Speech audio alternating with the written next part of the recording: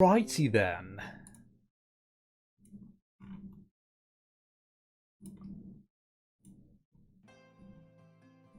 So, our band of adventurers, the Talaria, are continuing their journey out of the Morag. After leaving Reftrum, you have decided to travel southward, aiming to head to Port Honor before continuing on whatever your next objective intends to be.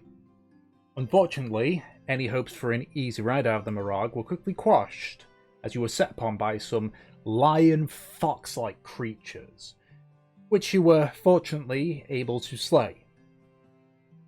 Still, you continued onward for another day. This one, you are more lucky, avoiding any particular hazards and mostly just having to deal with a light drizzle of rain.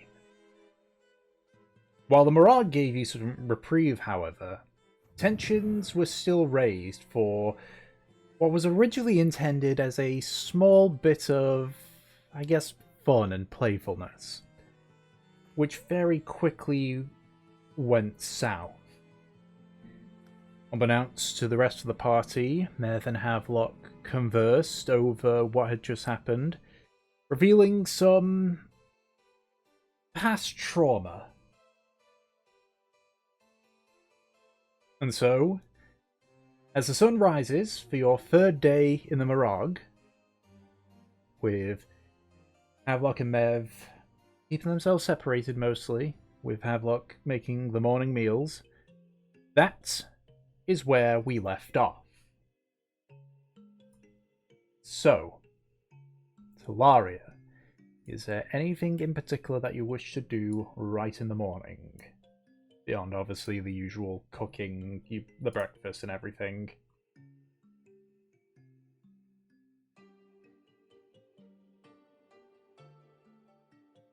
Boys, speak up. I'm thinking. I don't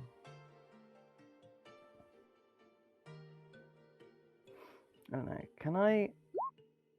When I get up, before I talk to them, can I do? Can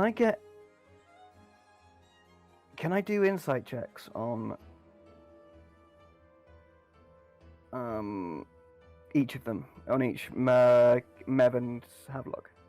So why particularly are you deciding to insight?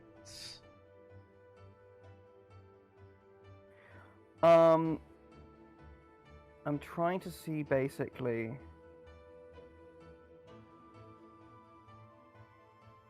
What specifically am I trying to insight?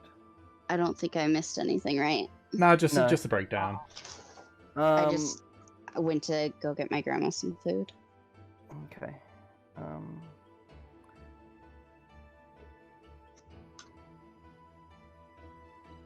But I might have been asleep. I would like to insight, essentially seeing if there's because they like basically don't go back to sleep after their watch, right? They carry on straight until the morning. Yep. Well, Mev, if you are coming out of like your 10 or whatever, Mev left her watch. Oh yeah. So Mev isn't out there. Havelock's out there right now. Okay, in that case, I will spot no Mev on the watch, and I will do an insight check on Havelock and just see basically, just from a distance, his body language wise, like see if I can measure how he's feeling, basically. Alrighty. Is that okay? Anna? Yeah, go for it. Okay. And if you want to roll anything for it, Havelock, you can. But yeah, make an insight check then, Aki.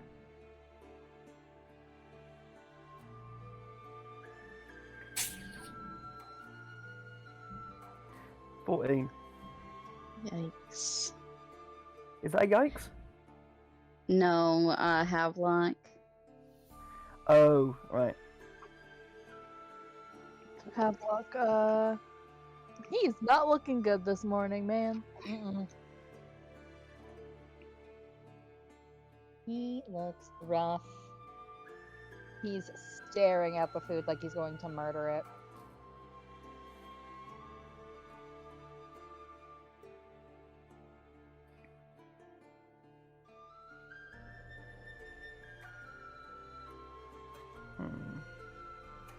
What can one do?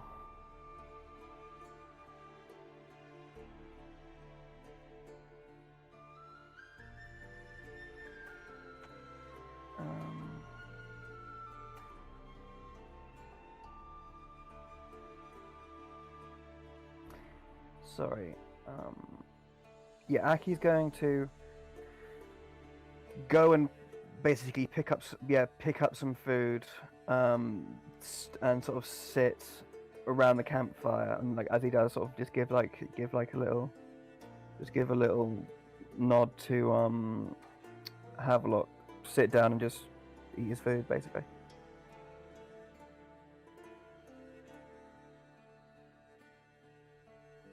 Alrighty. What about anyone else? Is everyone else up by now? Yeah, at this point, yeah. Okay. I imagine Mev comes out just a little bit later from her tent. And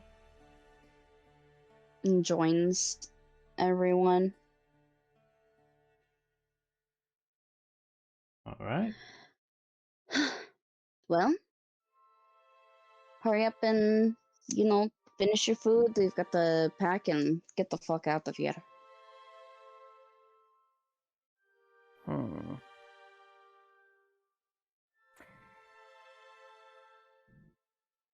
Can I roll insight on Mev now that she's here as well? Yeah.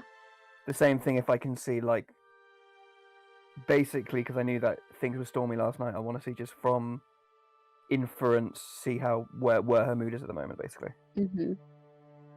Insigit. God damn. What's your life story, Mev? There's a chance I could be. Nope. You're familiar with Mev's song and dance, her little play that she puts on. Things just by her almost avoidance of Havelock, like she doesn't touch any of the food, she doesn't meet his eye. She is solely focusing on other people right now. There is a big avoidance going on. Just from that, it seems like things have gotten worse.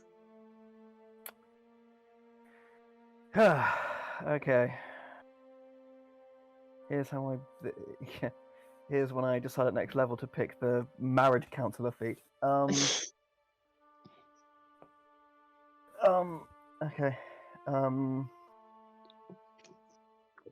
Aki will sort of just, again, eat in this weird sort of awkward hazy silence and just give Mev a nod as well, and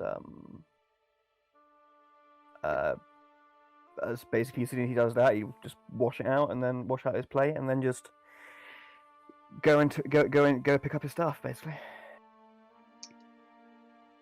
Wow, it is quiet. Okay.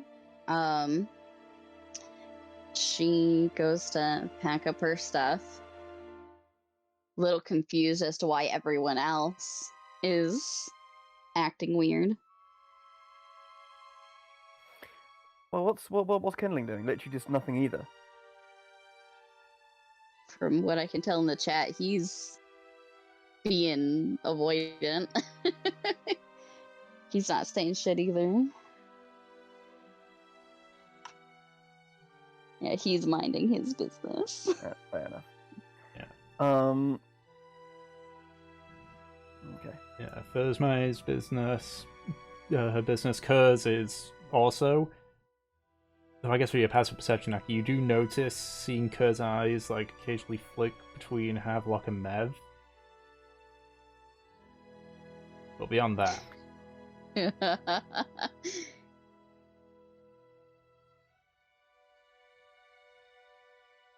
Wait, sorry, whose eyes flick between who and Mev? Kurt's between Okay, Havelock and okay. Mev. Oh, okay, fine. Okay. He knows. I think everyone knows. Except for you. And Fur slept through it.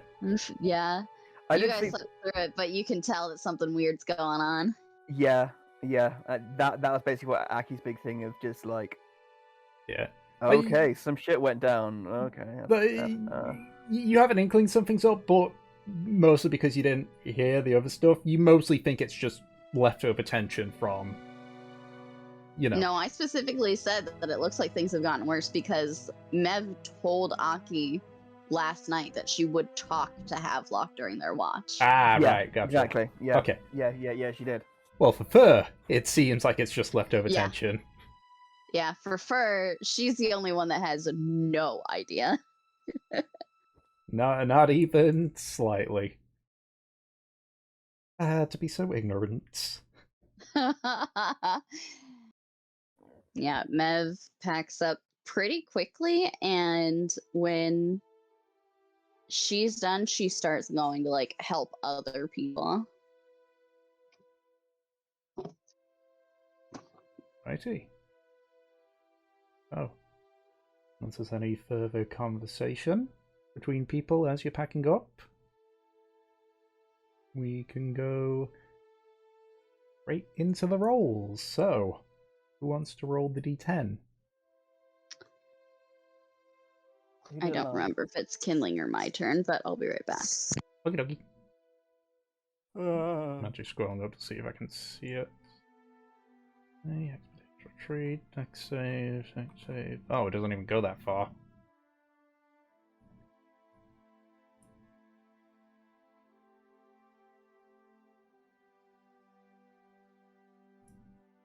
Then it is Peach then, okay. Okay, and we'll just wait for her.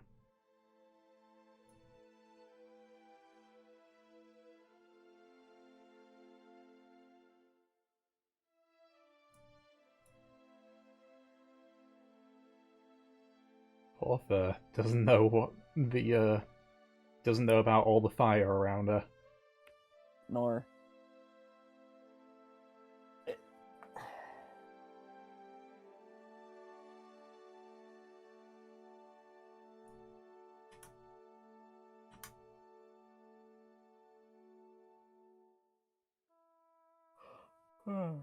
So is everyone excited for tensions in the forest?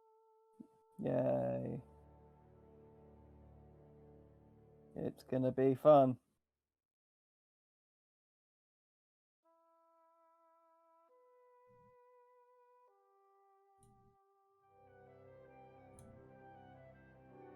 All right. The power of us dying is in your hands. The majority of my notes end with an extra sentence, either saying it's tense, got more tense, or very tense. Oh. All right, D10. Yep, D10.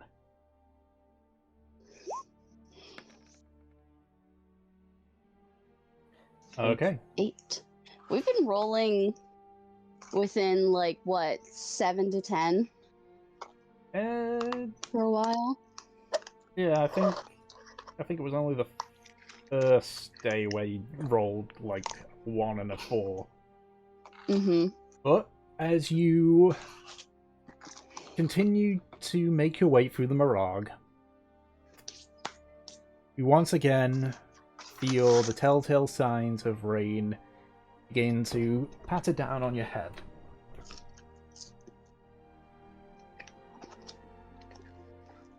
It does obscure your vision a little bit. Is it like misting up? A little bit, yeah. But beyond that, the ground is not becoming like waterlogged or muddy. The trees are taking the majority of the rain. Mm-hmm. So you don't Okay. This is slightly meta. Yes? Does not happen in character. Ed, Hello. do you have controlled water? No. I have polymorph at the moment. Okay. I probably should have control water. You... After so many events with water, control water is like one of your most basic spells. Anyways, Sorry. control water gets rid of mist and fog. Does it? Yes, it does. I suppose it is water, I suppose. Yeah, it makes sense. Mm-hmm. I just wanted to ask. But yeah. Sorry. I'm an idiot. Yeah. Alrighty. Alright, continue. Okay. So yeah, so the rain is falling, it is getting a bit fogged up a bit, so your vision is a little bit more difficult to see. I need someone to roll another d10 for me. So, Back to you, Aki. yeah, back to Aki. Yay! Boom. Number 2. Wow, Alright. the dice heard me. It's in my top 10 favorite numbers. So, Choose one of the best numbers. you continue following on, more or less trying to avoid the rain best you can. 24.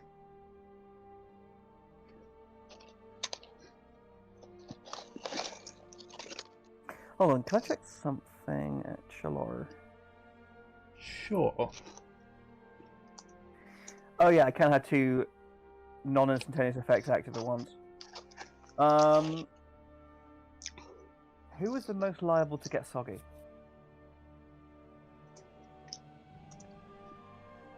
I guess because they're probably are the 2 grumpy gooses in the camp, I will cast Shape Water on Mev and Havelock so the rain arcs around them. I feel like Havelock is literally the only person that loves, like, loves water. Dare you keep him from his mistress? That's a Yeah. good point, actually, yeah. Sorry, I forgot about that. In which Mev's case, mood improves, Havelock's mood gets worse. in which case I will switch from suddenly seeing seeing Havelock get annoyed and look at me. I will change it so it's Mev and Kindling. Alrighty. And then I kind of lift my very quite at this point filthy shirt and sort of put it over my head like a little hood as I go through. You hear it. Thank you, Aki. Yeah, and use here back. Use here back.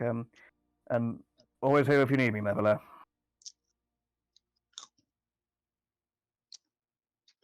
Alright. And You get a very coquettish smile back.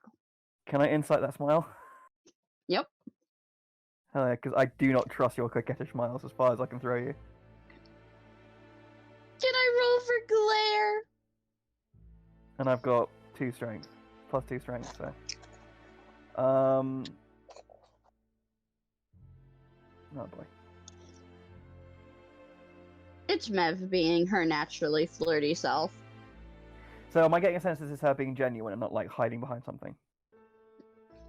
This seems like it's genuine, but you know that making these kinds of actions with Mev, her being flirty is kind of natural as breathing air. Yeah, that's fair. So while it's genuine, it probably means nothing. Got it. Okay, that's fair. To be fair, I wasn't thinking like, oh, is she coming on to me? I was thinking more like, how is she doing emotionally? Like, is she like bottling down feelings, kind of thing? But... I mean, she definitely is, but it has nothing to do with this interaction. Fair enough. Yeah. In which case, I guess I will. And now that it's getting foggier, I will try to do my best to stay like extra like vigilant to make sure I can to look for like suspicious like discordant shapes in the mist kind of thing. Mm-hmm. If that's the case, you might notice kindling's glare. Yeah. Yeah, I guess I do notice your glare kindling. And I go like, wait, kindling, hold on. Are you annoyed because you wanted to be soaking wet? You watch as I have a little double chin under my scrunched up shirt hood.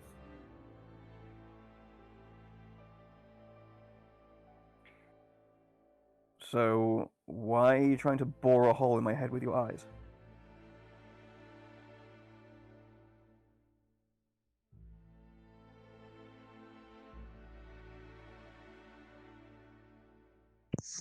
If anything, I'm now worrying about it more, but I'll try not to.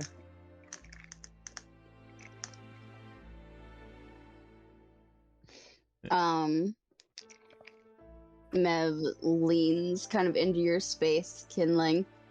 Oh, come on, you should at least say thank you.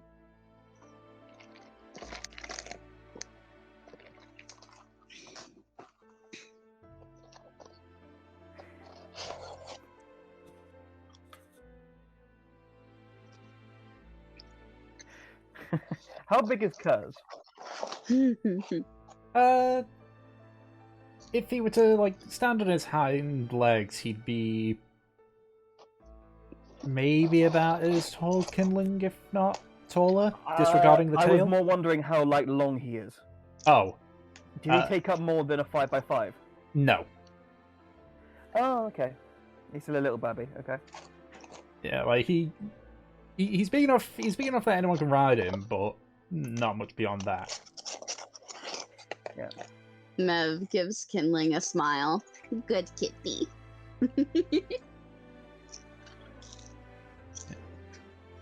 Yeah, and Anaki just says, Anaki says, you're very welcome, kindling. Don't mention it. And, speaking of Kurz, he's once again using one of his wings as an umbrella for fur. Mhm. Meanwhile, I guess Havelock and I are getting soaked through. Yep. I'm a gentleman. Havelock's Oh. not mad about it. You No, might be. I am a bit, yeah. Alright. And yeah, Sorry, I but do not have magic like that.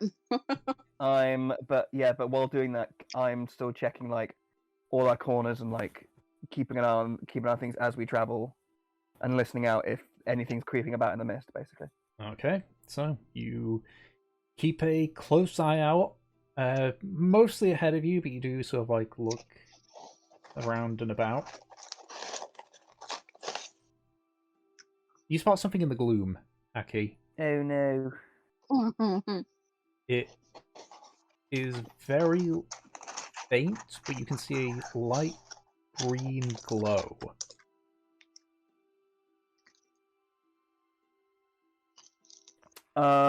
If it's very faint, I'm guessing no one else sees it because Aki's Aki. Yeah. It doesn't appear... in the way we're traveling. A little bit to your left, but yes.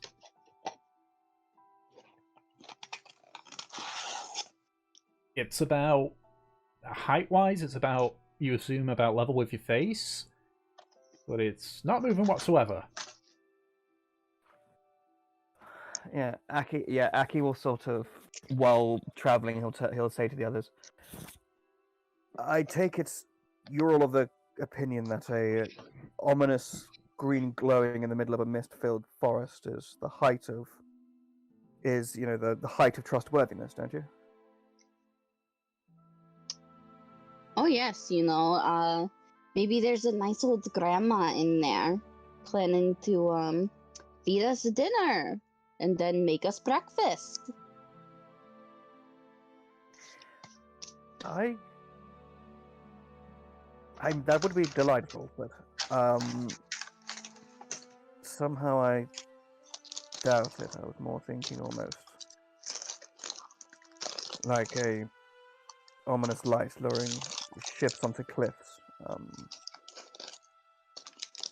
You mean a lighthouse? Well, the opposite of a lighthouse. Well, A Like dark those cave? people who mimic lighthouses in order to fuck you over. yes, there was. Yes, at home I remember stories of people who would intentionally snuff out lights or place them at points where it would make it look like it was a safe port and safe landing, but intentionally make ships run aground so they could be looted.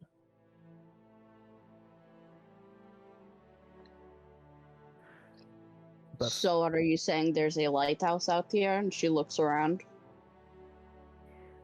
well, I mean, there are stranger things in this forest than a house with a light in it. Then we'll just avoid it. We know where we're going. All right. Okay. And yeah, Aki will keep going straight, but we'll keep an eye on the light as we get a little bit closer to it. Okay. As you get closer to it, more of you are able to spot it.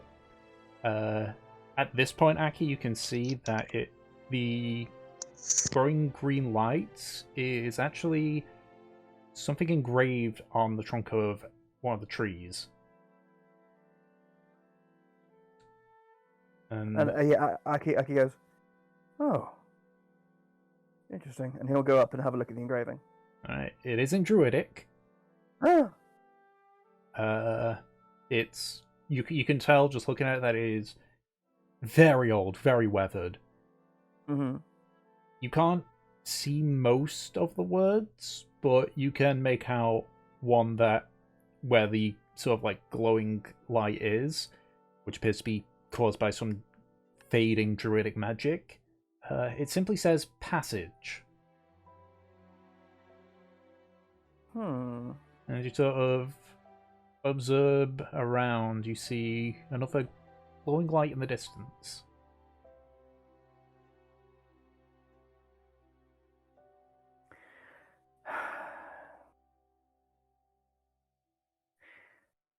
Seems I was right with the light. It seems I was right with the lighthouse.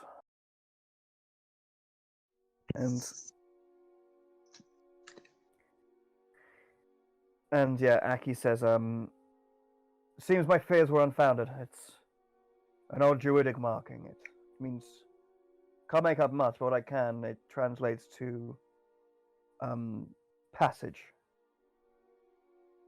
And Passage. indeed. And in a place like this, I can't imagine any other context than look at this and it will lead you towards a safe route out, I suppose. But it's very, very old. So like, when I look out and see the other green light, is it heading? What direction is it heading? Can I tell? Is it heading southwards? It's hard to tell which direction you're facing. You assume they've been heading southward this entire time. Stupid magical forest. Okay. Well, it's just a general. Have you walked through a forest, Ed? I have walked through a forest. I have, yeah. You know how disorientating it can be, right? I know. Think of it like that. Except this is a jungle, so it's much worse than what we have here. Yeah, that's true. Yeah. So from the direction that you were facing, you like the path you were following. The first one was to your left, and then if you were to like immediately turn left, the light is just ever so slightly like ahead and to the right. Okay.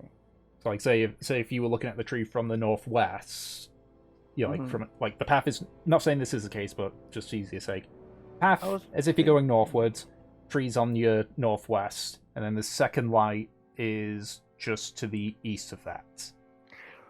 Okay. This is probably the answer to this is probably going to be a no. But could I use Druidcraft to kind of like inject some like fresh druidic nature magic into the glyph. You should be able to do that. Okay. So yeah, I'll try to just put my hand over it and try to sort of chop it up, basically. Yeah. You don't know how much more it'll like increase it by, but you at the very least like put some druidic energy into it. Does it change? Nope. Lovely. Okay. Yeah, Aki says, no, I was hoping for something like this. It's, I suppose that it's ideally it should be lighting a safe passage for us through the forest. And Aki says, look over there. There's another light. I suspect at the end of this is possibly an exit. Do you agree? Do you think this is something we can trust? It is quite an old glyph, so who knows how long this has been here and how drastically the forest has changed since this was first carved. Does it say that it goes to an exit or that it leads somewhere else? All it says is just simply passage, and the next one, and I can see a similar green light in the distance, vaguely going in our direction of travel, but veering off a little bit. So I suspect it's some sort of a beacon or way marker for druids traversing this place. We could, at the very least, follow it until Something kills it. we start going in the wrong direction. If you say that it's straight ahead, then it's straight ahead. But All right. the second that it takes a wrong turn, we're going back. Well, I mean, I can't exactly tell which direction's which in a place like this. You can't exactly get amazing sun coverage with the voluminous canopy is above us, but yeah, okay. If we end up back at Sangan, I do apologize. Even Sangan would be better, because then we can go around the forest and shit. Well, you can shit in a forest as well, can't you? And stuff. She looks so annoyed at you. You know what I mean. Yeah, Aki just crack a bit of a smile and goes, right. I suppose follow me then. I guess. And Aki will start somewhat gingerly walking towards the next green light. Okay. As you start following the lights, and the lights aren't perfectly straight, they do veer a small bit. Not like massively. It's not like you're going, turning 90 degrees and heading to the next one. It's just sort of like snakes in and around. But you notice this appears to be almost like a well-traveled path, even with a lot of it being reclaimed by nature. Okay. And yeah, Aki does point that out to the group, that like you see how like there's more footfall and like the ground has been trampled more here than usual. Yeah, so Aki is a bit bouncier and a bit more sort of optimistic than usual, basically at this point. all right. I think it's first turn for the next D10 roll. Yep, sure. Okay. Don't mess it up for everyone first. Okay. So, you continue traveling for the majority of the day, actually.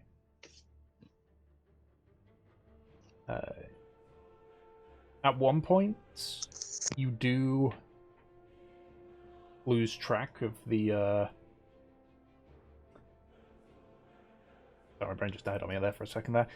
You lose track of the of the trees, and so you spend the next few hours just continuing on in that direction Mm-hmm. until eventually you spot another green glyph. This one's saying the same thing, passage. And so you keep going. So what? So once I reach that, once I reach that bit of druidic script, do I see another similar thing in the distance again? Yeah, after you lose track of the last one, you do travel for a few hours without it, and then you spot another one. Great, alright. It's not the same one as before, is it? You aren't too sure. Great, okay. Mev will nick the tree a little bit with her dagger. Okie dokie. Just enough to make like a sort of indication that like yes, they were here. I still love that time when we first went in and Aki was like, right, we need to like figure out a way of knowing where we've been, and then so just have like sort of fucking eldritch blasting trees. That's very funny. Oh yeah, so Aki will sort of look in a bit in like have a look of shock when you do that, but then sort of go like, oh clever, of course. And yeah, Aki will just try to keep following these green glyphs. See how he does. Okay. So the sun is very slowly beginning to set when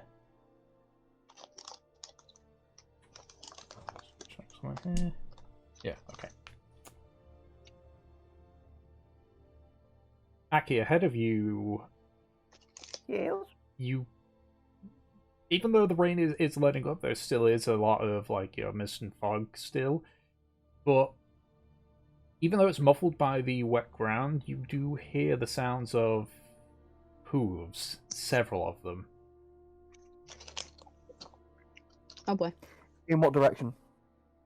Directly ahead of you. They're not going at pace. It's as if they're just, on a slow walk. Yeah. Aki will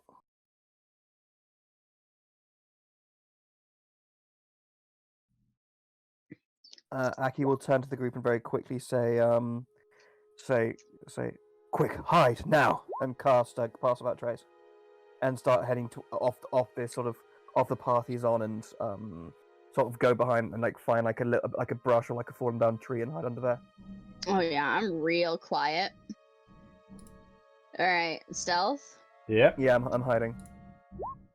Stealth checks for everybody. Add a +10 to whatever I get. 11. One. You actually got a 3. Wow. So that's a first. Oh, I've done my own stealth. Hold on. Alright, just need to pull up. Stealth 13. Anuses. Yep, normal. And then roll for curs.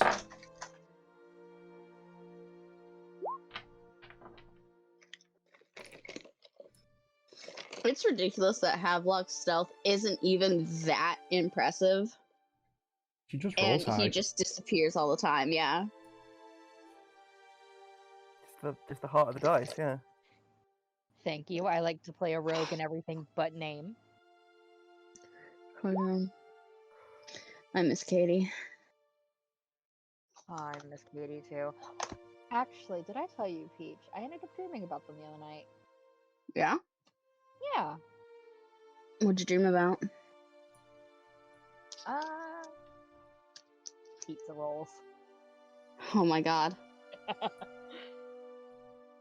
Fucking my okay. tocino.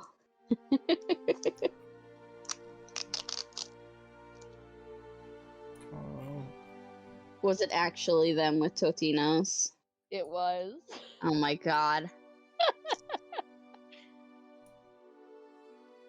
It was fucking Trofnar and Gray and the others that were watching the TV and shit. That's cute. I imagine Trofnar would be an angry old man who shouts at the telly. Mhm. He was an angry old man that shouts at the telly.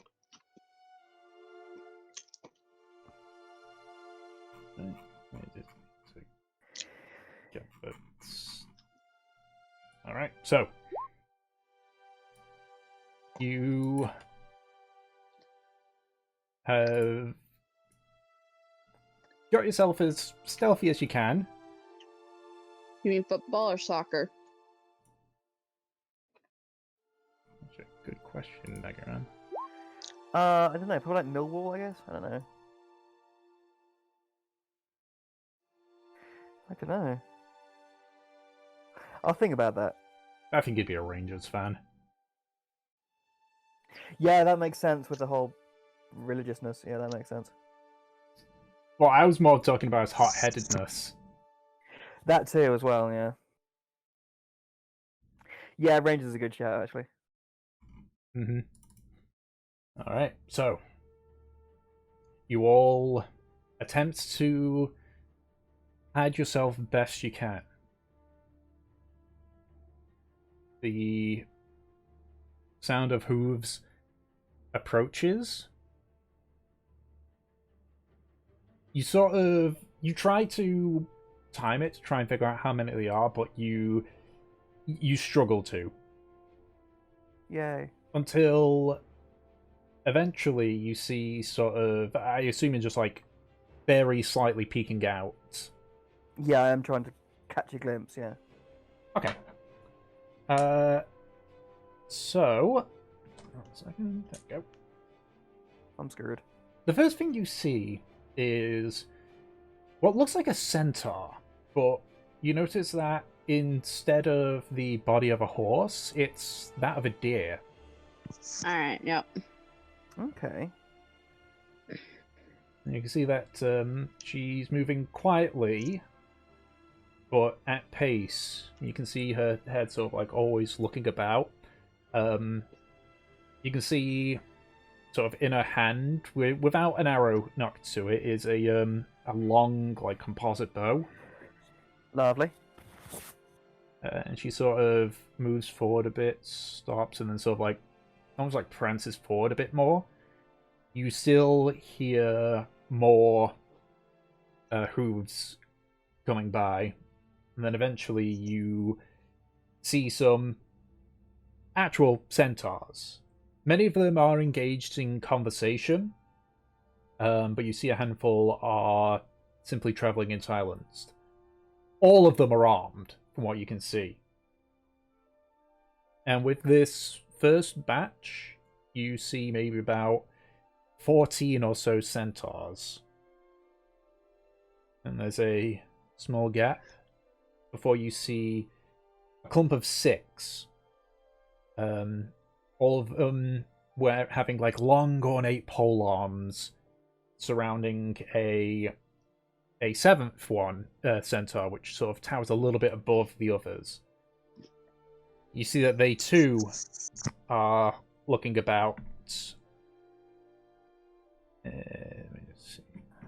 I actually have to figure out the actual collective amount that you guys got. So 11:30. Screw it, I'm getting a calculator out. Finding the average is hard. That plus that. Kerr's rolled a that.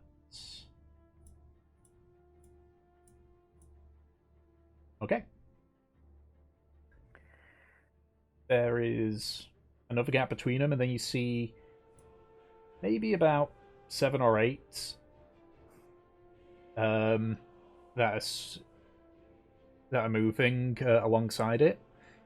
Another long gap before you see a final centaur that's sort of alternating between walking backwards to watch where,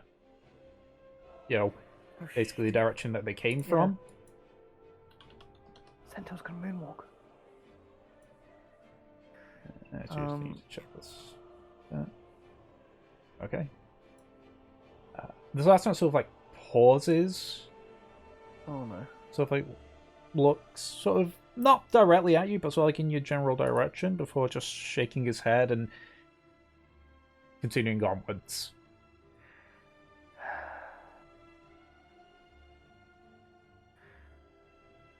Eventually, Yeah, the sound of hooves fades, and you're left with just the gentle sound of rain falling. Yeah, Aki will very softly just say, all right, I think we're clear. And will clamber out of his hidey hole, drop, pass without trace, and get up and dust himself down. And say, well, I wasn't expecting to see that many centaurs. Huh.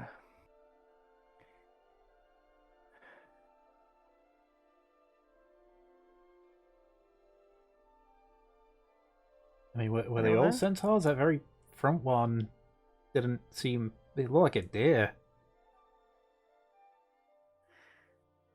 Oh. There we go. I said Hmm. the same thing as fur. Yeah, Nick is. Yes, you're right. Does Aki know about like any like basically deer centaurs? Make a nature or history check. Great. What am I better at? I know. I can't wait to hear Tom pronounce it. I'm better at history. History. 21. Right, well, here's the part where Peach is probably going to laugh at me for my pronunciations. You've heard of these. They're called, Alcedes. Yeah. How do Yeah? you do? Did I say it right? Pretty good. Yeah, you said it right. Yeah.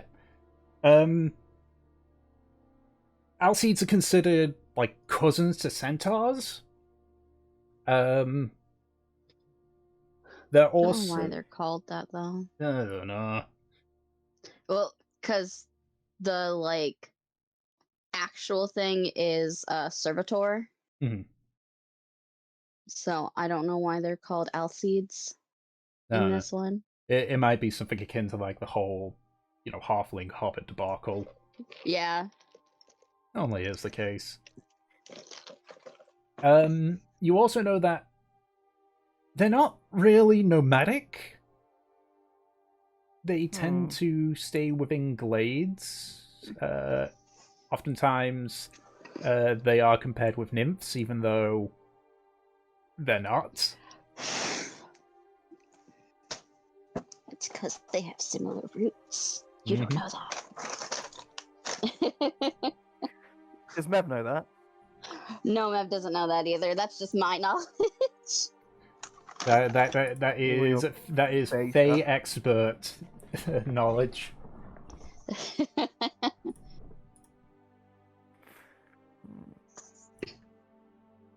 Yeah, Aki says, Wait, did she look similar to Bambi? The centaur? Oh, As The in fawn like, and Bambi? the Disney character, or the one, or the Vila you called Bambi? Yeah, the Vila. No, the Vila had had normal arms and legs. Oh, okay. yeah, they just had like Antlers. antlers. Yeah. That's it.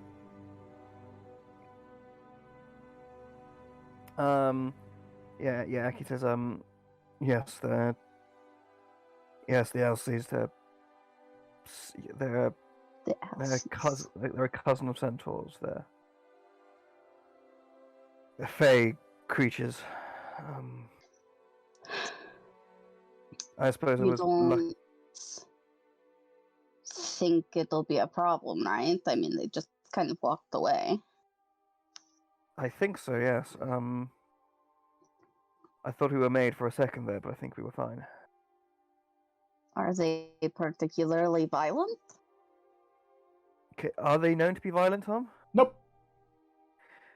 No. Protective and can be territorial, like anyone really, but they won't attack you out of malice or sadisticness. And It looked like they were on a hunt. indeed, but hopefully not for us. I don't know how much good sport we would be. We're quite slow in contrast. I take offense to that. You think you can outrun a horse? I don't think I could outrun. I think I could outblink. That's just not sporting, is it? Go into a parallel dimension. I don't really know if it's a parallel dimension. Well, I thought blinking is you step from one plane into another, like, simultaneously, and you kind of just go from one to the other. Like, whoop. Hmm?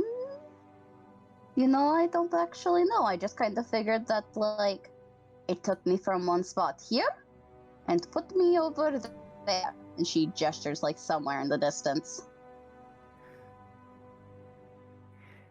Yes, but still, it's not exactly fair if to the predator if the prey can go wherever they want at a moment's glance.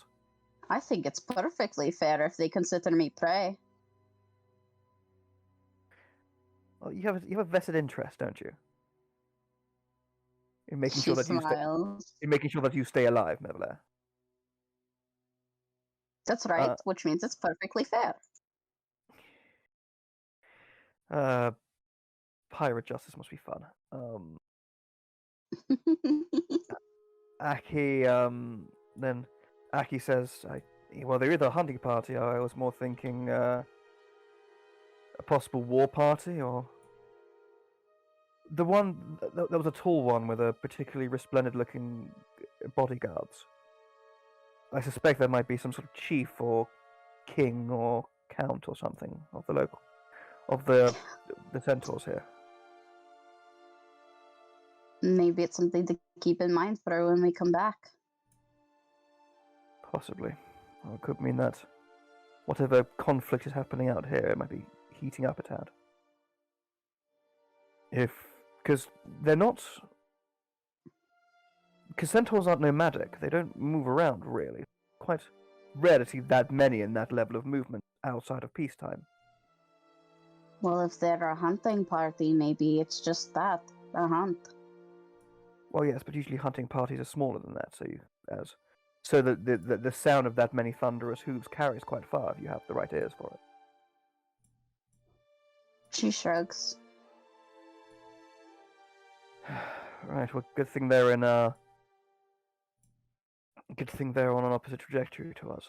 We want to run into them and have nothing but unanswerable questions. Right, the sun's going down. I think might be best to find somewhere clear and dry and see if we can find a spot for them. It sounds good. All right, and Aki will try to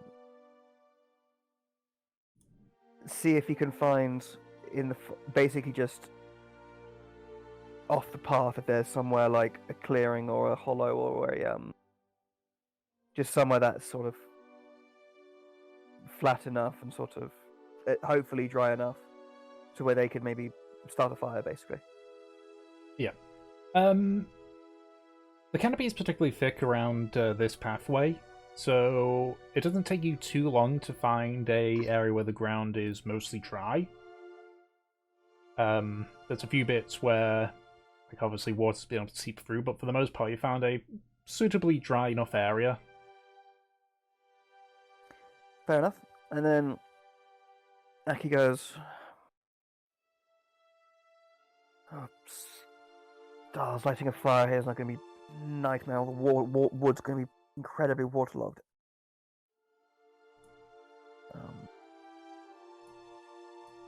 Aki will collect any sort of dry brush from any sort of logs he can find and try to make a fire out of that and get it going before adding the logs on top. And so, like, he also I'm sorry this would be a bit smokier and smoggier than usual, but I don't really have much choice. As he makes the fire. All right. And then he's managed. There will be big plumes of smoke that come off, but he does manage to get the fire going, and then sort of sets his bag down and has a big stretch out and tries to find a dry spot of ground just to sort of sit and collect himself and rest for a moment. Alrighty. Mev will go ahead and set up her tent and everything. I don't think Aki has a tent. You should. Can I get a I'm tent? pretty sure that Aki does. It's not in my inventory, but I can't remember if that's because I didn't get one or I didn't put it in the inventory. You probably didn't put it in the inventory because we had a conversation about this before. We have so many. Yeah, we do. Imagine that. Yeah, so Aki, I guess, Aki will set his own stuff up and then just sort of find a quiet spot and read one of his books.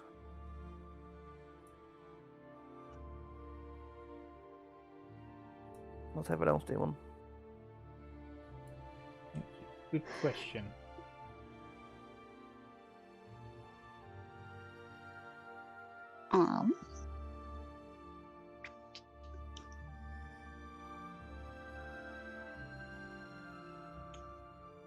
I'm waiting for Anna to type.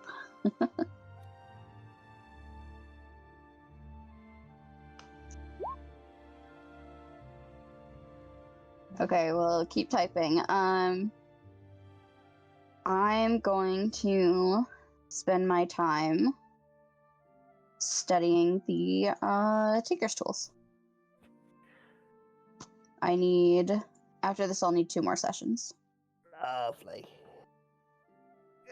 What can you do with Tinker's tools again? You can make like little wind-up toys and stuff, can't you? I can fix things like Warforge. I can build things. I'll get proficiency in it. Yeah, sick. Fair enough.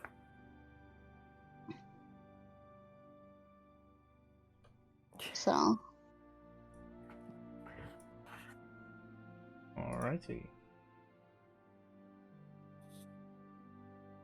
So it looks like everyone's having a reading evening. So yeah, it looks like it. So, well, I'll get my from kindling. I don't know what kindling's doing, but yeah.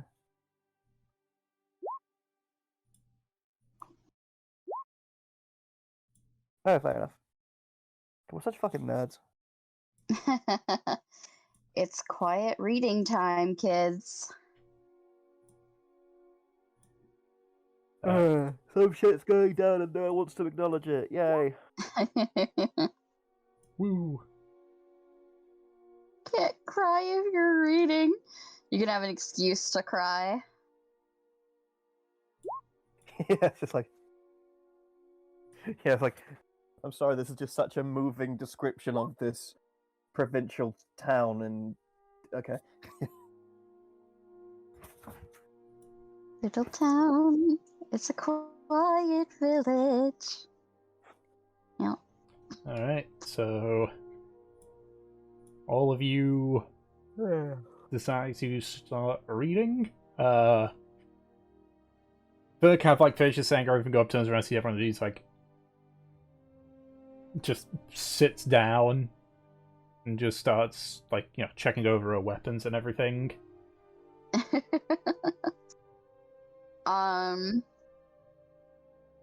Yeah, Mev will take note of this. She pats beside her. Want to sit by me? Sure. She sort of, like, walks over. Kurz invites himself to lie down nearby. Yep, that's fine. Looks like we're all studying today. Yeah. I, didn't bring any with me. She looks through her books. I've got some romance. She grins. What kind of romance? She takes out a couple of the books. All of them are spicy, but some are spicier than others. Right. She sort of like looks him over. Don't suppose you got any recommendations? Very funny. She looks through them. There was one that she was reading about a fucking succubus, wasn't she? Yes. Yep. Aren't all succubuses? Aren't all succubuses? She will take out that one. I like this one. Sort of like takes it from you and sort of like just like goes through a few pages and just sort of scans it. You know, you see her eyes sort of like widen on a few of the pages. She grins. You see Kurz sort of like just sort of like lean over, only for first just roughly push him away. I know it's a little much, but I really like the main female lead's characterization. Right, so like looks around nervously and just sort of like flicks back to the start of the book and just starts quietly reading.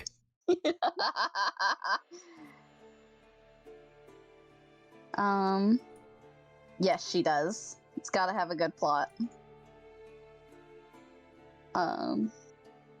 She will go back to her tinker's tools, but she will be kind of watching Fur to see her reactions. Just glancing at Fur, like occasionally you just see her eyes like widen. Slight blush on her face from embarrassment from some of the details that you sort of like glance over and just read. Kurz does try to have a look a few more times, but not having it. Yeah, if that's the case, Neville looked at Kurz. Can you read?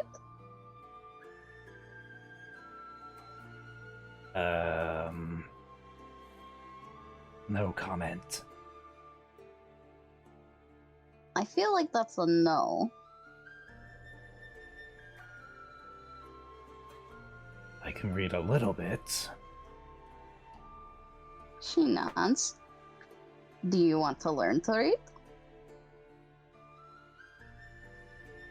Would I need it, though?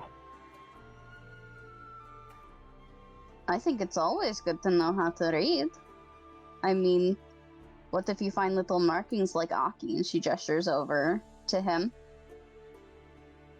That's pretty important. Or what if we need you to scout something out and you read a super important letter about someone's evil master plan? Or what if Fur has to leave you a note?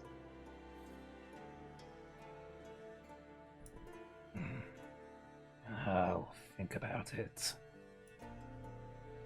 Okay. Well, if you decide that you want to learn, I would be happy to teach you. Thanks. You know, I had to learn to read a lot older than most people. That seems unfortunate. A little bit. She flips through her own book. She gestures to some of the words. I didn't know how to read the way that Karmora writes things. It's a different text. You can see he's just staring at the pages showing. She'll let him peer over at hers. It's not like it's anything offensive. Yeah. So essentially Kurz like She might even explain a little bit of it to him. Yeah. Kerr sort of like repositions himself so that he can essentially look over your shoulder. Yeah.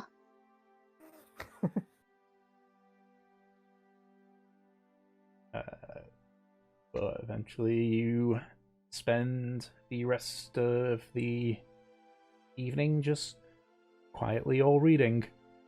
Some more informative, some... Yeah, just... it's very informative. Fur is getting some great knowledge. Alrighty, yeah. Just gonna sidestep on the implications on that one.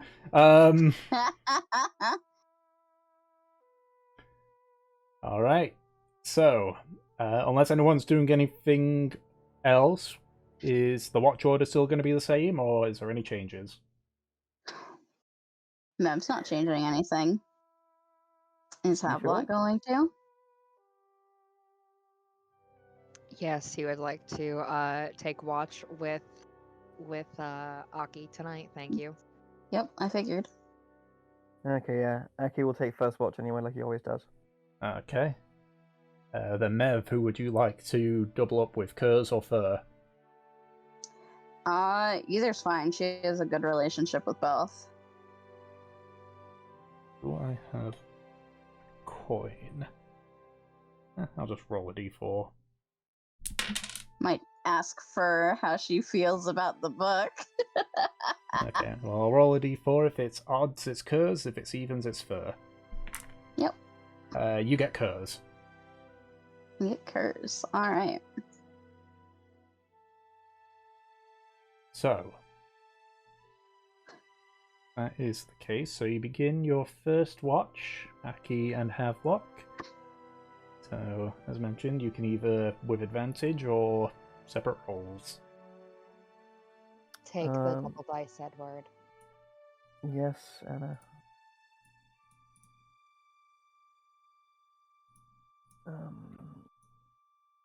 Okay.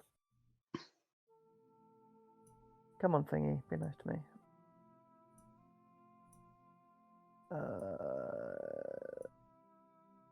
Double dice. Perception. 19. 19, okay. Because I've got my +5 thing down. So you begin your watch. A little bit odd that it's you and Havelock, but you don't question it too much. Just based on... I feel like that's up to Ed. Yeah, it is. Okay. Well, yeah, Do you question it, Ed? I do. I kind of like,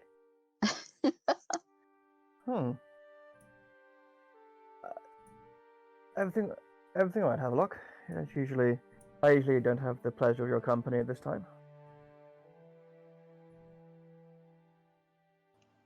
You know, it's still kind of light out. Maybe I just want to actually see what the fuck's out there for once. So you decided to sit with the man who can spot two cockroaches copulating at 2 miles away. Havelock just kind of stares at Aki for a moment. Did What? you really just say that? This is why we make fun of you. That's what Havelock's saying. Shouldn't I have said that? I tend to say things I regret. I kind of become used to it. So it's water under the bridge. Yet I don't pay attention to every single droplet that passes. You just said you watch cockroaches fuck. I was trying to be crass and glib for comic effect. I don't literally watch. I'm not that kind of fiend, thank you. That kind of entomological deviant, thank you. Oh my god, I think you're gonna give me a heart attack before we get out of here. You know what? You do you. If cockroaches float your boat, steer away.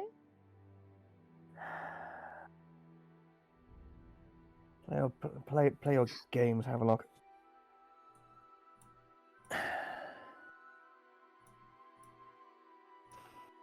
Can I...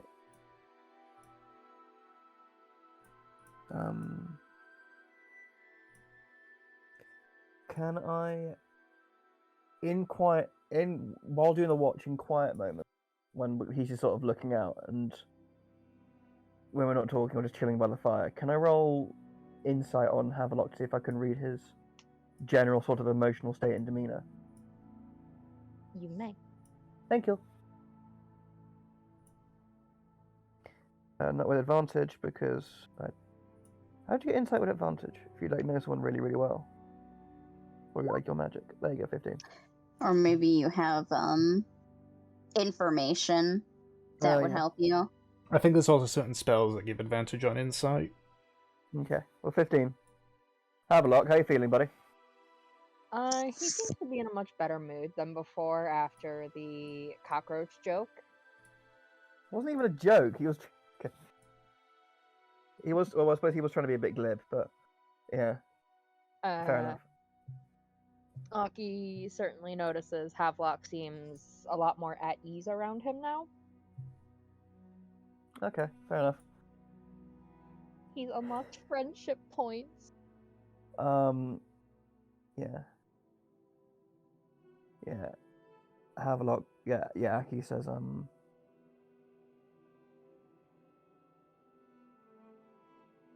you know, in a strange way, I might miss this place when we're gone.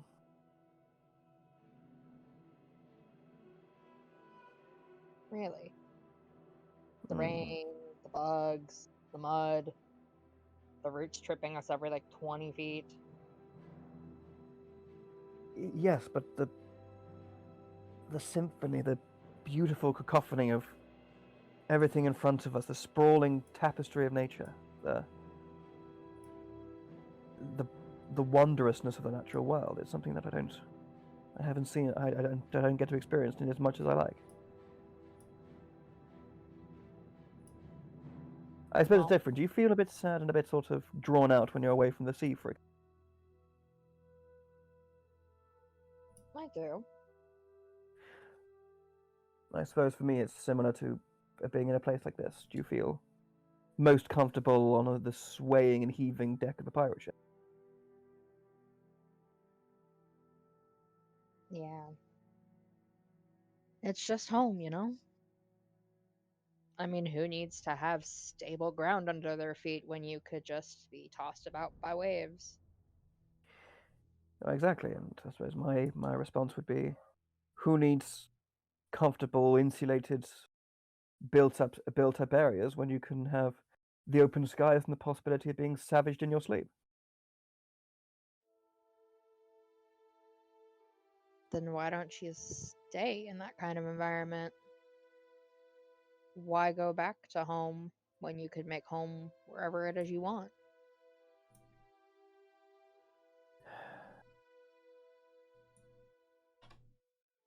I have obligations back in Nazar, I'm afraid, that draws me away from the life I'd most like to chart.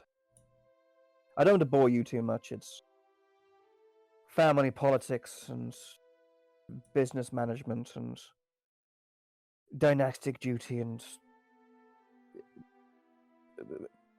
excuse me for the lack of good wording, but bollocks like that, you know.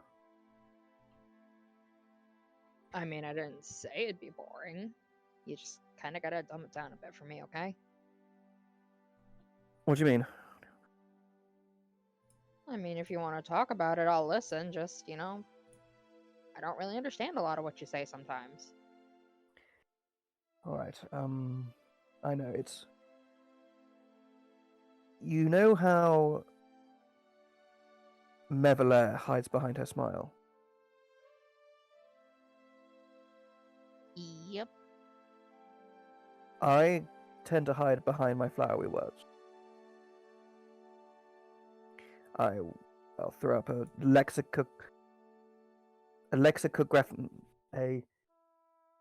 overly wordy smokescreen to make myself sound more intelligent and try to make people think of me as more than myself. If that makes sense. So I suppose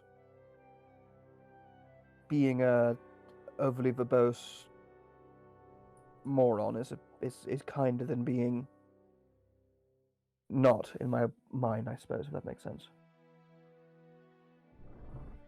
That doesn't make much sense, does it? No, it does. It kind of does. But Havelock. anyway, Havelock pats Aki on the shoulder. back home,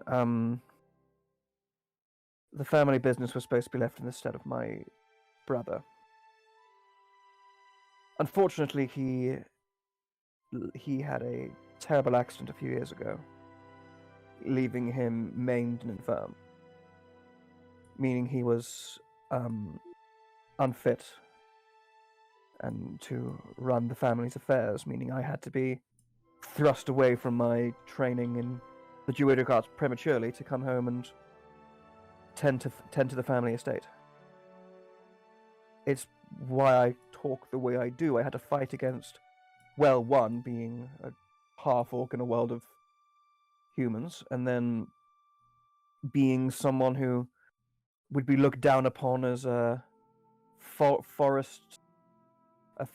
forest-dwelling ne'er-do-well who was seen to be better at conversing with goblins than with no offense, sir, than talking to the spirit I of the love how forest. she's not even there. She's And he's asleep. like, I'm so sorry. then conversing with spirits of the forest rather than foreign dignitary.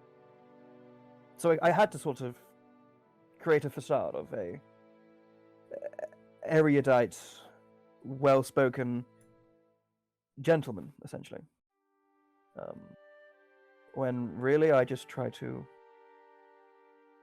All I really want is just open air and serenity, really. But I don't have a choice. In the same way that I suppose one day Mevelayan or you take up the mantle of ship captain, I have to tend to the Aventori trading enterprises and keep that flag flying. It's just the ties that bind us. So I must enjoy these days while they last. Until eventually my past brings me back home to bills and invoices and empty conversations. Sorry, you're getting quite forlorn, Aki, this evening. I apologize. That's all right. It's nice seeing you. Seeing you not, hurt dirt business. But excuse you. What did you say? I said it's nice seeing you when you're not all, hurt dirt business. I'm like 90% hurdy-durdy-dirt business, thank you. Yes. So I it's wouldn't know who I refreshing. was if it wasn't for my... Exactly. So, I mean, if you like it, I could discuss very thorny, incredibly issues very verbosely, using incomprehensible jargon, if you prefer that.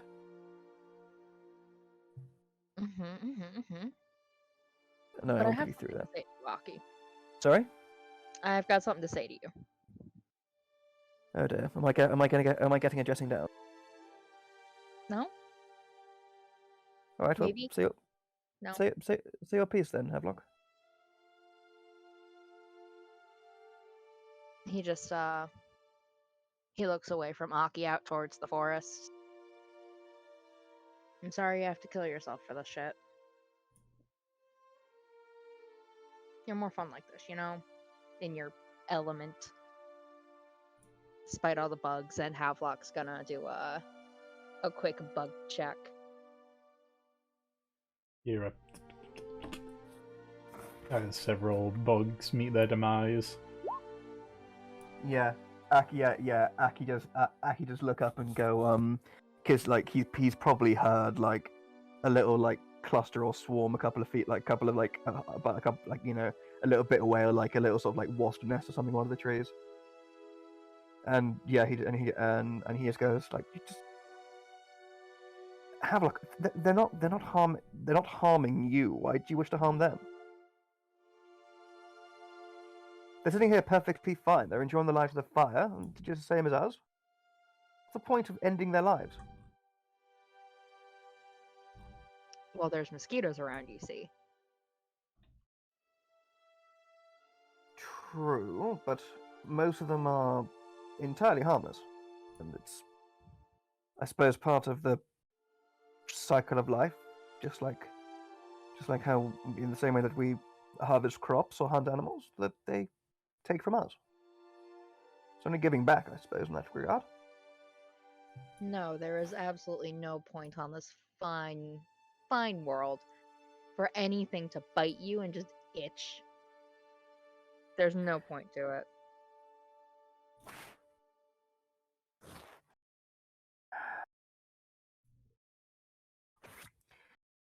Ah, dear.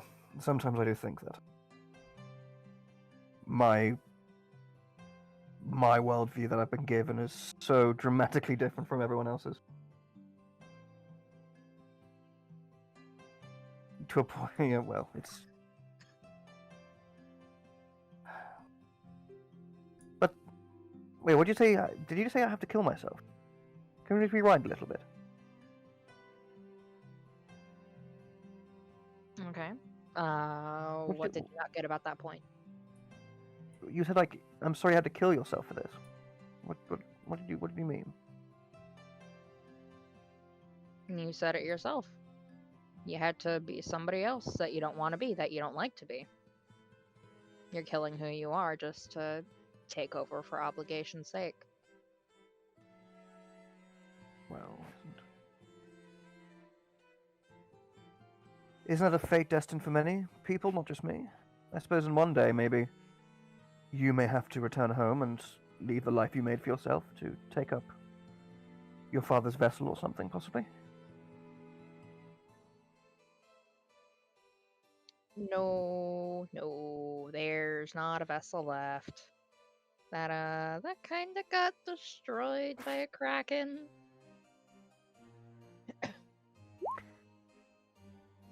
Right. Knowing you and the company you keep, have a look. Are you on cordial relations with that kraken at the moment?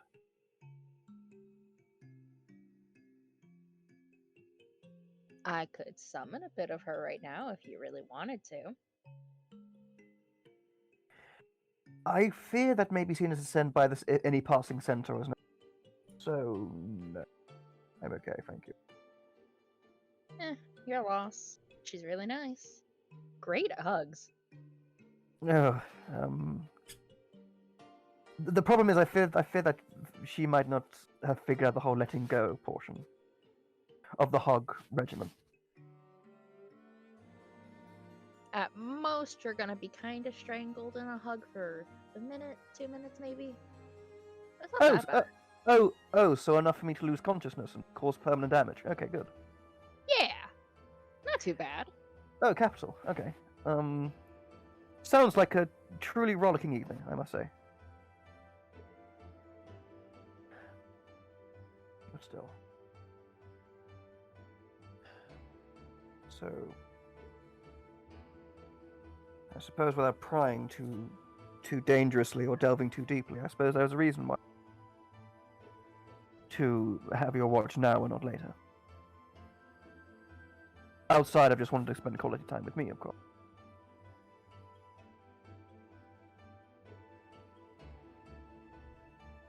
You're the one friend I got left in this party right now, so yeah, I'd rather spend the night with a friend. Well, I am touched awfully. I really am. I suppose now is probably a good time to apologize for the lens. I saw you for a considerable amount of time during our time together. It took some persuading to make me see that you weren't just some cutthroat, essentially. But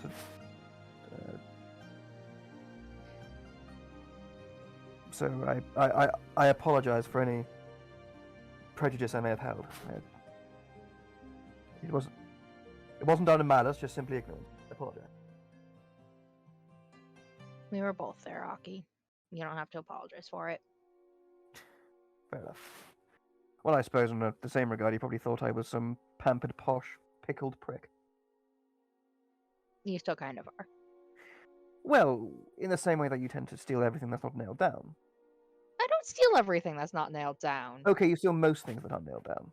I'll take the nails too. There you go. Yeah, exactly. They used to be nailed down, and then you stole all the nails in town. And then suddenly you show up to the next town and open Havelock's wondrous nail emporium. We could. What? I mean, open a there shop is that a- literally just sells small metal objects. I don't know. I suppose an independent business, a new sort of arm in the Aventori trading empire could be handy. It'd give you a reason to keep coming back out to nature. You have to check on the shops. That is true. Nails do famously grow on trees. Mm-hmm.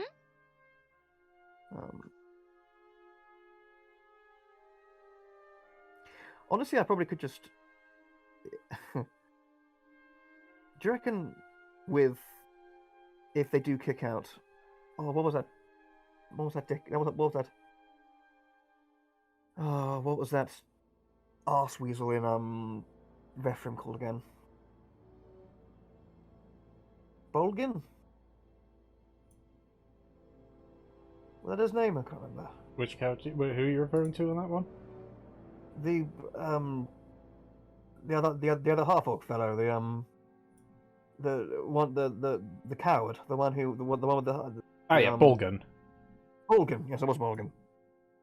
I suppose if he is evicted from Refrim, I could always take up mastery of the general shop. You very well could. That sounds boring, though. I'm quite enjoying our nomadic style of life here. Become a Let's traveling see. trader. Yes, perhaps.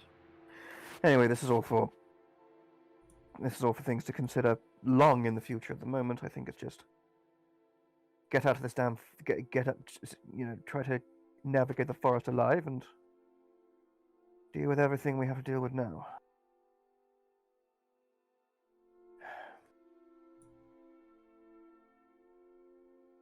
So.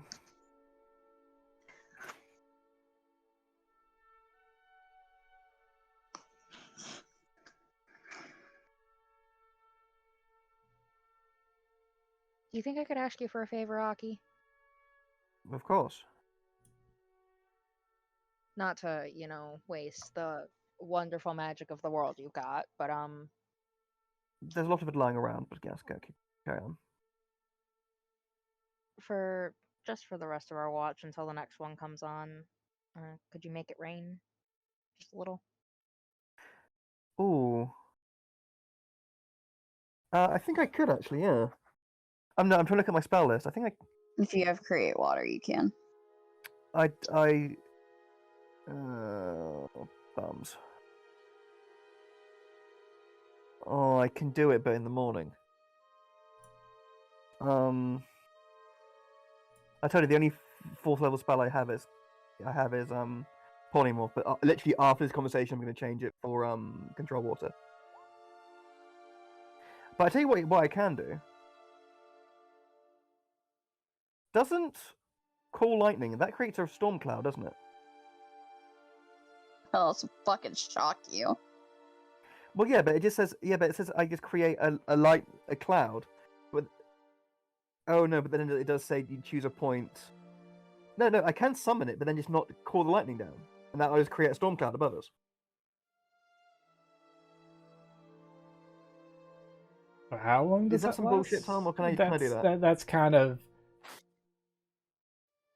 it. The cloud would dissipate the second that the spell ends. Yeah, it would only last for 10 minutes. That's a good point. Plus, you can have lightning without rain. No, I want the rain, Yeah. mate. Yeah, Yeah, but it's Yeah, not a that's true. guarantee. that's true. It does say, yeah, if you can't see, yeah, it basically says a storm cloud appears in the shape of a cylinder that is 10 feet tall with a 60-foot radius. It says it's upon a point you can see within range. Okay, never mind then. Yeah, Aki says, unfortunately, I don't quite have that level of mastery of the elements that I can make one appear out of nowhere. I mean, if you have the alchemy jug, I could make a sort of fountain on top of you. That's fine. Thanks for I could- trying, anyways. It's fine. It's fine. Apologies. I'll see what I can do in the morning. It might be particular torrential. It's fine. It's fine, really, Aki. Want to read about this really cool passage I was reading earlier in the alchemy book on how to make some acid? As long as you don't need a test subject, yes. If we test anything, I'll just have you find some cockroaches. I'm sure you're listening for them. Oh no, but oh no, but then I lose. But then I lose my evening's entertainment, don't I? And Aki's cracked a smile.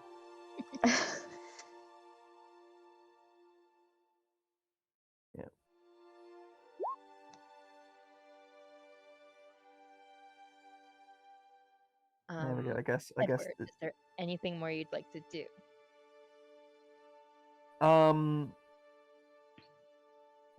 It's a bit late and very reckless. And Aki's not one for like beating answers out of people too much, so he's not gonna pry unnecessarily in his own mind of like, so what the fuck is happening between you and Mev? He's sort of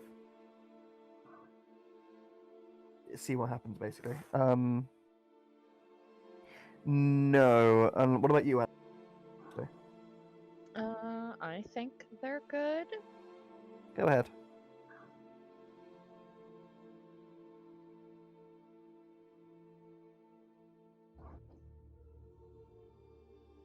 What are you doing?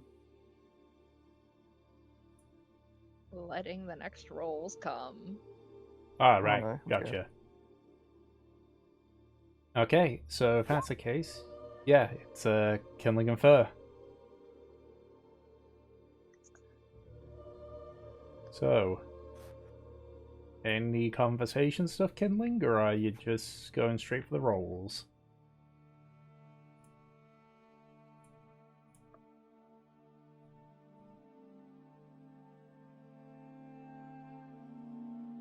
A little bit of convo? Okay.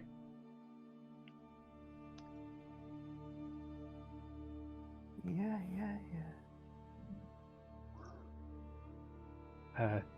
Yeah.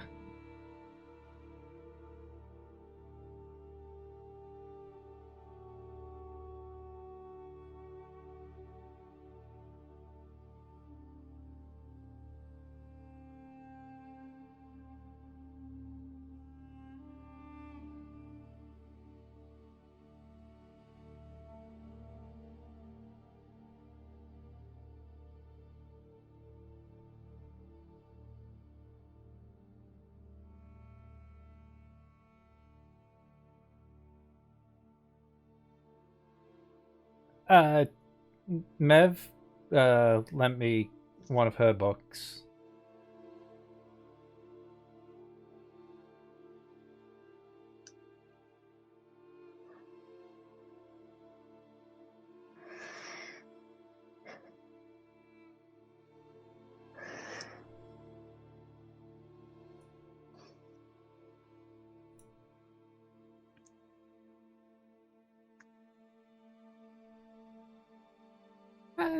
She's got assortment, I guess.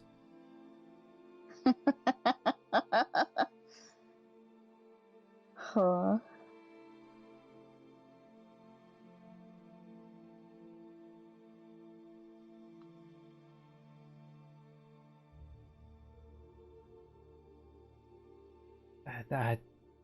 I don't know. I don't know which ones you've read.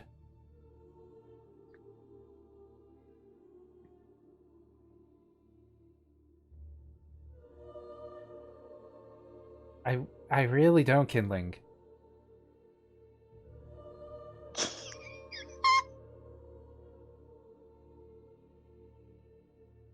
Have you been?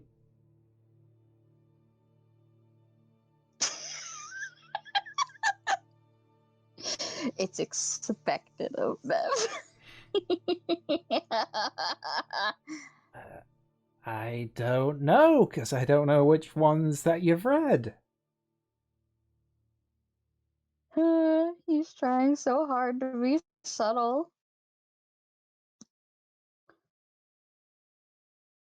If you've been reading, I haven't been looking.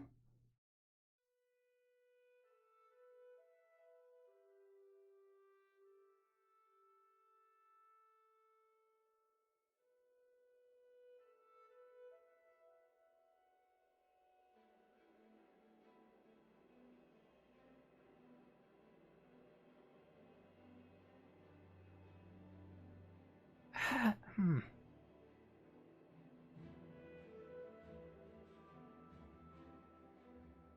Are we talking like fancy cookbooks or like regular like family cookbook kind of deal?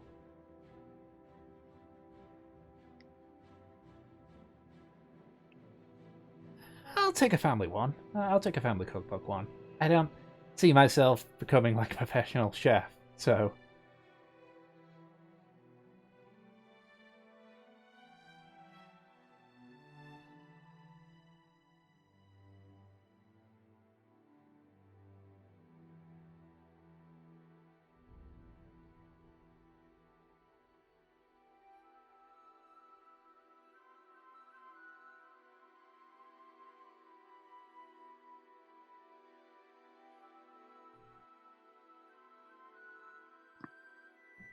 So like does what she was doing with the previous book, where she just like flicks through a few pages and scans through it. So eventually she sort of like just starts flicking to random pages and just starts staring at them. Yeah, I can make use of this. Yeah, just closes the book and just sort of like places it in a pack.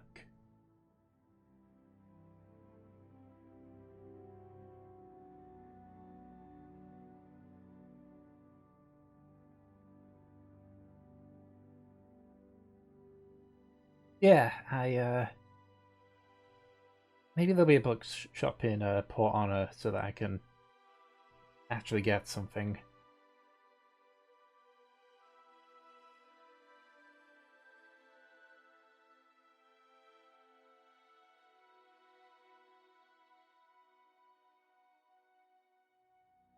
Alrighty. So.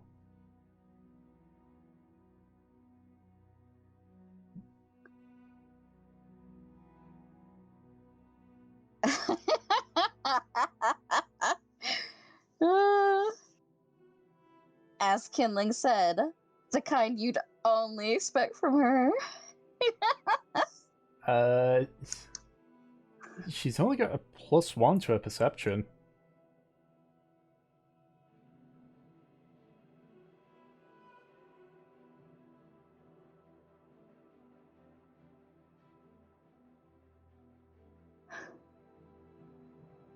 Separate rolls? Okie dokie.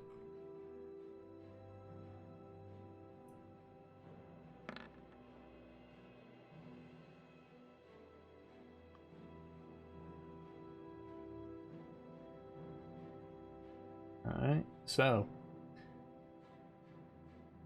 Her and Kindling, after their small conversation, begin their watch. Everything seems quiet. Actually, that's one thing I forgot to mention during Aki's watch. Aki, you don't hear any sounds of the, what you've been hearing the past few days of, like, the sound of, like, the cracking of branches and such. It was very quiet. Almost Anyway. like Was it almost like too quiet? Like, was there sort of like the general sort of noise and You saw the general noise, yeah, Alright. but the constant like cracking that you heard in the Okay, distance, you couldn't hear anymore. so it wasn't like suspiciously quiet. Okay, No, good. Okay, but the thing that you were hearing wasn't present this time.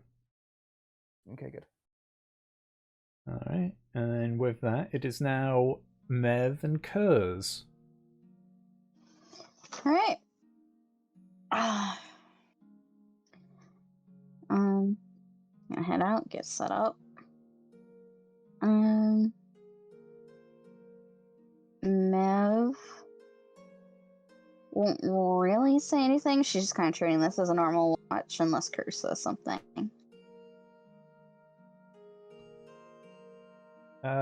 Make a perception check for me, like separate from your watch. Okay. 19. You do occasionally see Kurz sort of like his eyes flick over to you before flicking back. Alright, yeah, she will take note of this. Alright. What is it?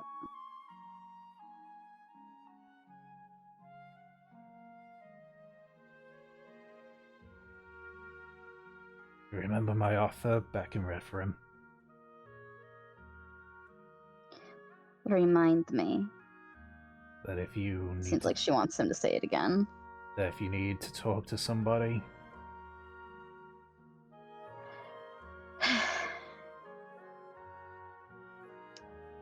Why do you think I need to talk to someone? just call it a hunch.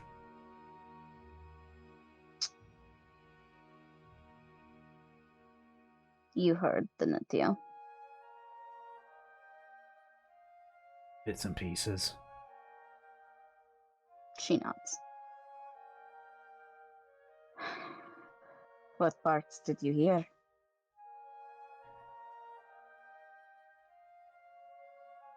The significance of the eye patch.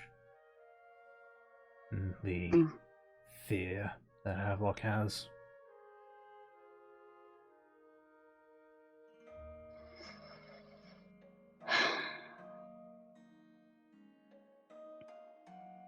Well, don't mention that to him.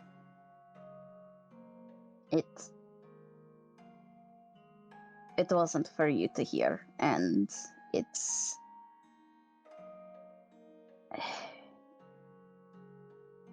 He shouldn't have his dirty laundry aired out, you know?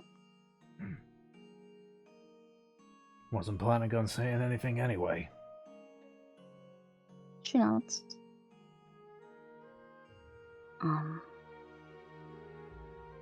It's just... She shrugs. Not sure what to say about it. I feel responsible for it. You aren't. I'm the one that grabbed the eye patch.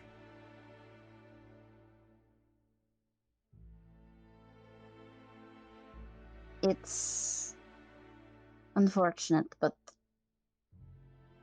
in that particular situation, it was my fault for pushing. I didn't know any better, but I was the one that started it.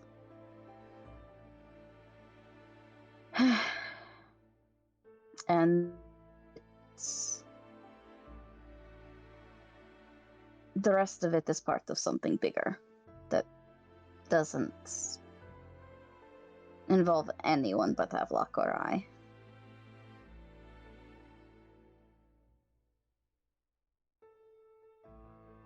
I think I see what Fur feels, though. Just based on what Havelock said. What do you mean? She's terrified of me dying.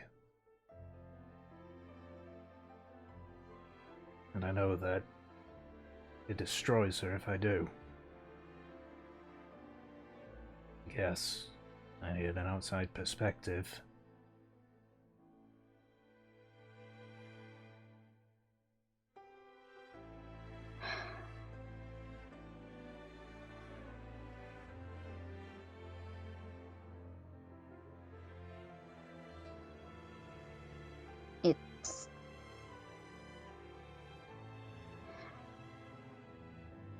glad at the very least it lent you some insight. Just wish he was on better terms. Well, that's the thing, you know? Sometimes things have to be hard before they get better. Not everything can be perfect, because if things are perfect, you never learn. Still,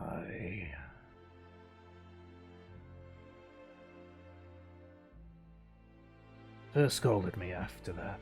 Said it's wrong for me to do, then I should apologize, but I don't know how. Apologize to Havelock? Yeah.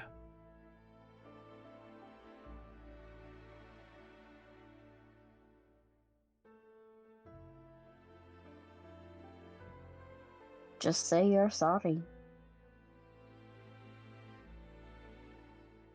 It seems hard to apologize, but in reality, the hardest part is just blurting it out. Afterwards, it's up to everyone else to decide whether they forgive you. And avoiding it is a lot worse.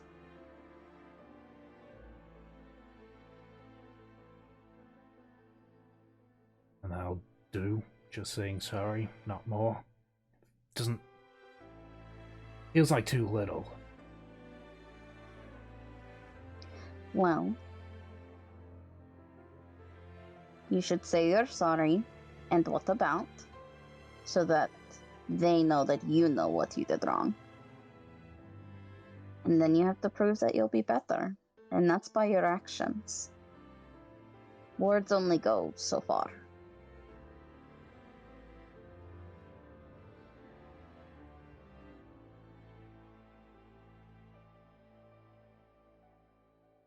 Yeah, I guess.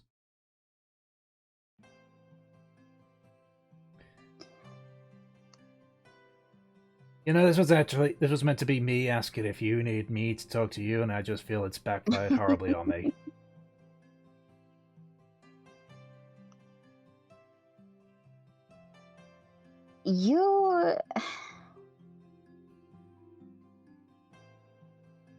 You need advice. You're the one that needs help right now. That's okay.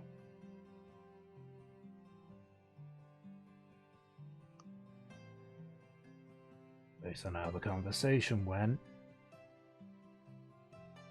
I think you're lying to yourself that you don't need help. Or if you know you need help, you're pushing away the offer.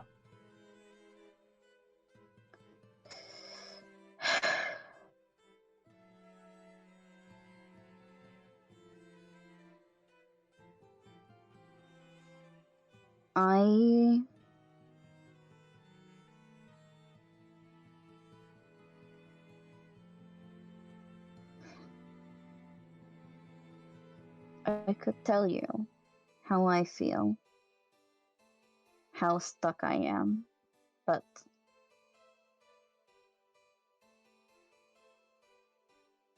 I'm not sure if you can be the one to help me. Because the only one that can actually fix any of this is Locke.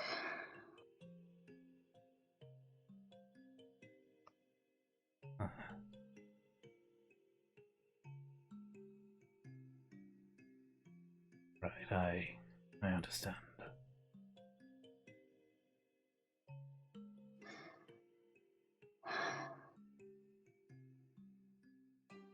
I wish it were.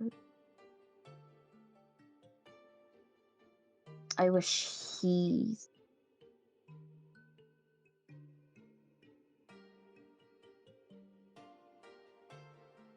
I wish he saw what I see.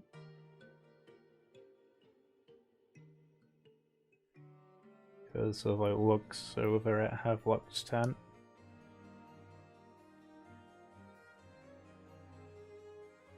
I think he might have to at one point. Or start to.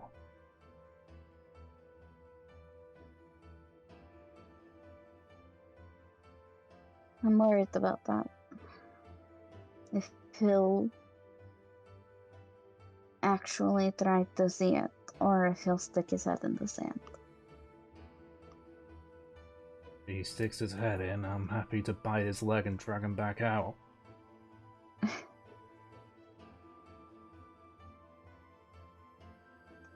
There comes a point where you can't force people, because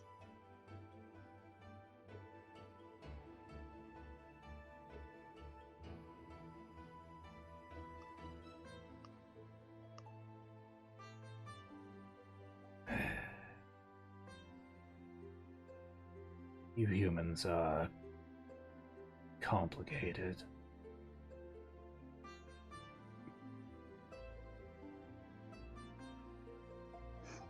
yeah.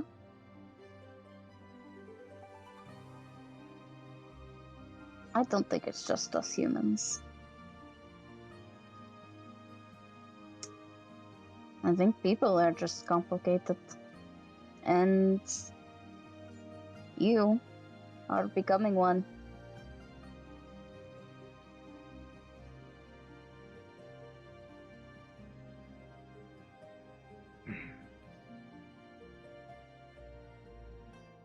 You see him like open his mouth a few times to like try and say something, but then he just shakes his head and just looks out. It's like he's decided to concede the conversation for now. Yeah. Alright, so let me just see what Kurz's perception would be. That's not what I'm looking for. It would be this one.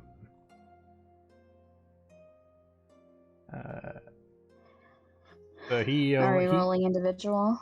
He has a +2 to his perception. Mine's a +3. Okay, so he will give you advantage. Alright, sounds good.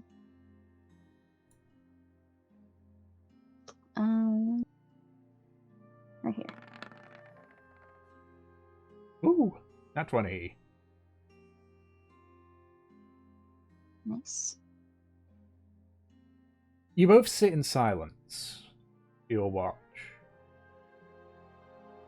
The only time that you see like Kurz sort of like glance at you, it doesn't appear to be like checking on you, more just checking past you to make sure there's nothing nearby. He's pretty much gone to all business mode. I scared him. He doesn't seem scared. You can see his brows like furrows on occasion. But your watch ends without any notable events. And you all eventually wake up to the next day. So, Alright. I can hear my dogs whining because they think it's food time, but it isn't. It's fine. We'll probably go for another 40 minutes. Alright. Just because I do need to feed my dogs at one point. Fair enough. Well, is it like we'll take a break when you need to go feed? Well, the thing is we'd only have an hour left at that point. And it might take a while because it usually takes like 20-25 minutes for them to eat, do their business, and then, calm down. Take a long break. Yeah, well, I don't feed them until 7, and it's 20 Yeah, past we'll 6. figure it out. We'll figure it out.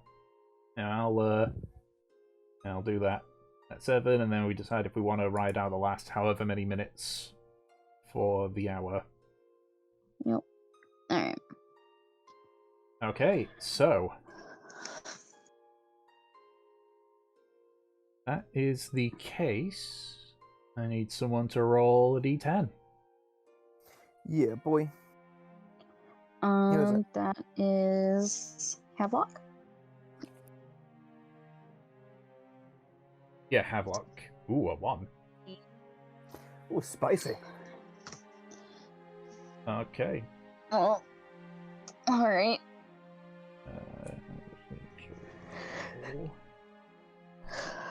You end up in Hoboken, New Jersey. This. Okay.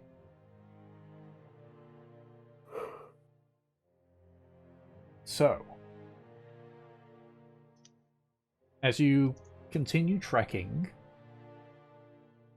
you lose sight of any of the sigils on the trees. You're now purely going based on your own sense of direction. Yeah, bums. Okay. And the Did we flies. gain? What was that? Did we gain any movement or like move faster because we were following the glyphs? We think. You don't know. Lovely. Okay. Um, Yeah, that was metagamery. Sorry. but eventually, as you start walking, the air, because of the rain from the previous day, gets very humid, and flies start to show up more and more and start buzzing Oh, no. around you. Have a lot. Buglock is here. What do you mean, Aki? They're just bugs. Alrighty. They're Bugs. harmless. So, you continue onwards with the insects within the vicinity well and truly obliterated. Yeet. And then you notice what looks almost like a large circular hole, maybe about 2 or 3 feet deep. And you can see another one, and another one, another one, another one.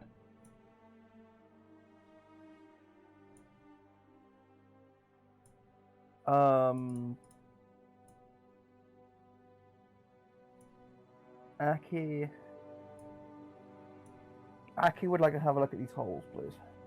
Okay, Fucking. What? phrasing, but I was gonna hold on to you. How?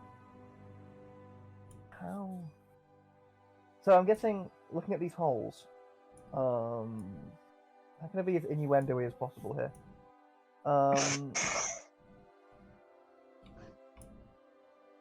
Do these holes look quite worn, do you think? no. Okay, so they're quite sort of fresh, well-kept holes, okay. They appear to be fresh. Okay, good. You gotta keep your holes well maintained. I can keep going if Oh my god.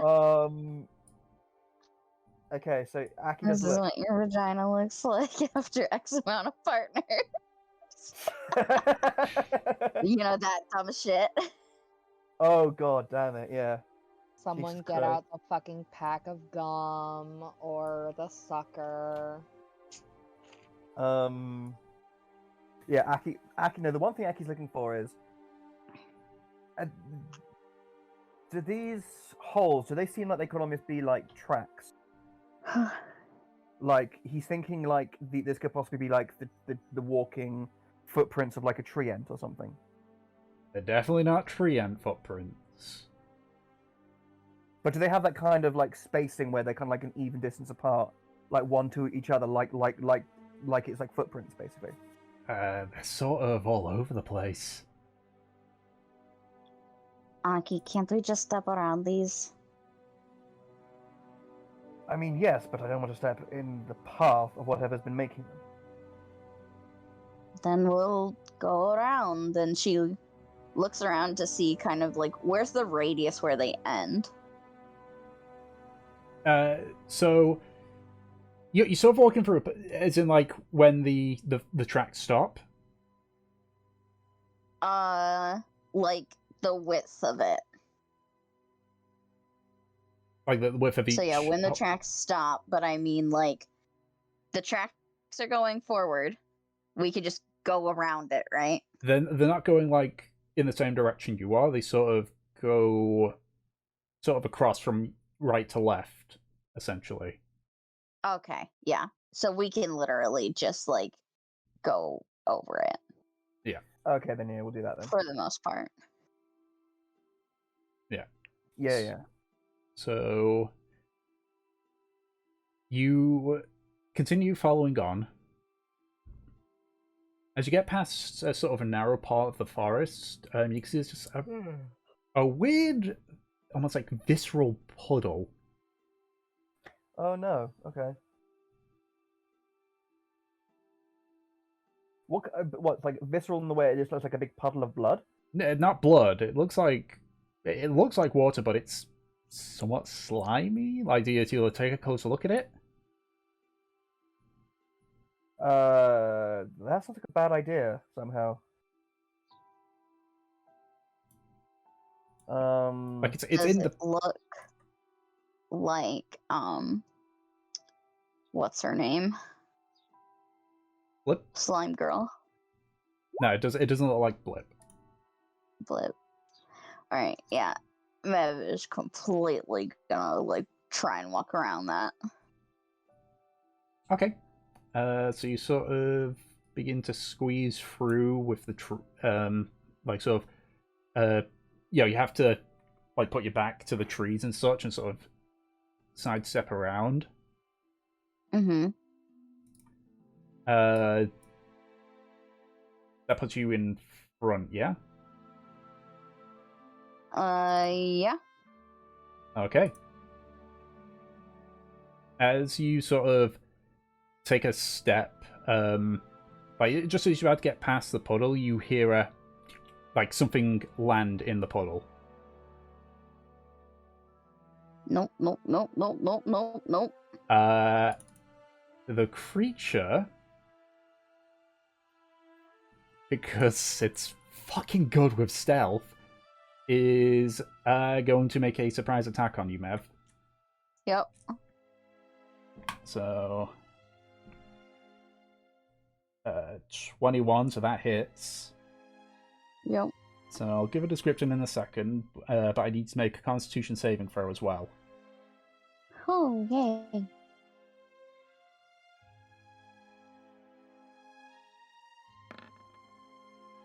Alright, so you only take half damage from the poison part. But you do take 8 points of piercing damage. And 6 points of poison damage. That's after it's been halved. The rest of you So that's a lot watch. of poison damage too. The rest of you watch as the sort of trees that are surrounding you sort of like bow and shift as the top of the canopy lunges downwards. Mev, as you look up, you see a pair of red eyes and sharp, jagged teeth lunge towards you, saliva dripping from the toothy maw.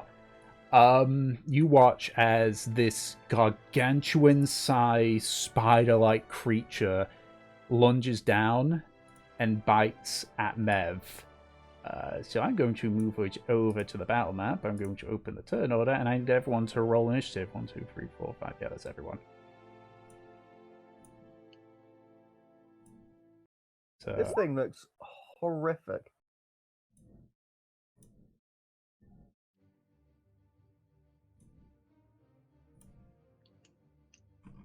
This thing's fucking huge. Yeah, Mev definitely screams. yeah. Holy shit, Mev!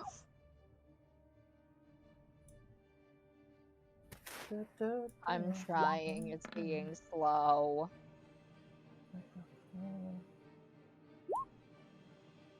What the fuck, Peach? Do you skip your first turn? Yeah, how does minus initiative work? It just means she's dead last on the initiative, unless this thing is somehow slower. It's not going to, Mev by did the way. not like this creature fucking jumping out of whatever the fuck that was. Can I just say, I really like the plants you have on this map, Tom. This is a very nice looking map. Oh, thank you. If that thing was like the size of maybe the palm of my hand, I'd keep it as a pet. Yeah, instead, this thing is as tall as its legs are as tall as the trees. It was indistinguishable from the surrounding trees. That's how big it is. God damn. Big boy. Curse is not actually over there. I just had him over there. So, top of the round, it is Havelock. Yeah. Hi. I'd like to give off 2 little Eldritch Blasties, please. Okay. Now, because of the size of this creature, you can hit either its legs or its body. I would like to try its body. Okay, so you're aiming up at the body, because obviously given its size, anyone in melee can't reach the body. Yep. Um, It's got 4 big eyes. I got 2 shots. Let's see if I hit one. there was like that mass of liquid that Mev was going around. Yep. Is she still in between it and this fucking creature? As it sort of pulls away, you realize what that puddle is. It is saliva. Oh, great. Tasty. Yeah, but go ahead and make your 2 attacks. Whoa! Good Big hits, eyes, good big hits. eyes. That's 14 plus 9. That is 25. I would say, for flavor, yeah, you absolutely pop one of its eyes. The nat 20 definitely pops one of the eyes. I would like to move here, please, and end my turn. Okay, keep in mind that it's rough terrain in the forested areas. I would like to stay where I am and end my turn. Okie dokie. Kinlan, you're up. Okey-dokey.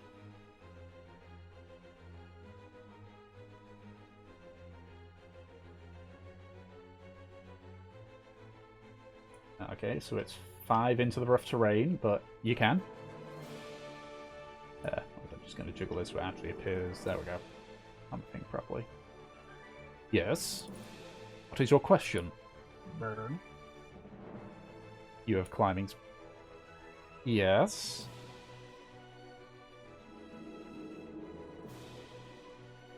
You can certainly try. I'll have to do this to make it link. Go ahead and make an acrobatics check.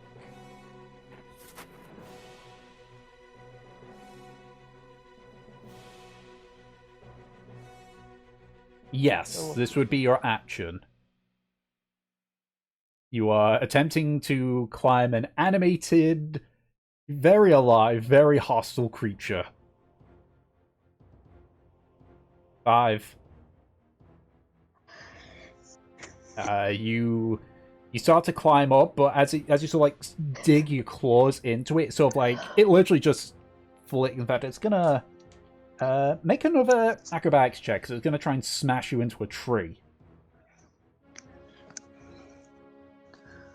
Ooh, no, that's it basically slammed you, sandwiching between its leg and a tree.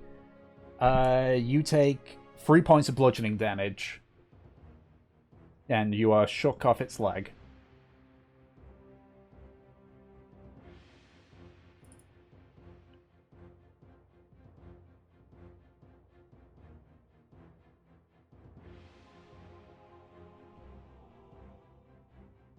Okie dokie. I will let you read. While I just... Man, Doc's been whining for 10 whole minutes. Like he's starving when he isn't.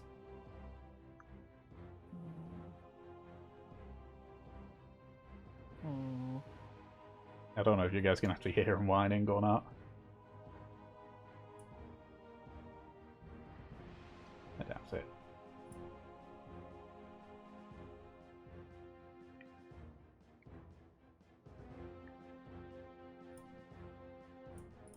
Yeah, I need to keep track of that for it. I would say no. If you don't get attacked by the end of your next turn, however,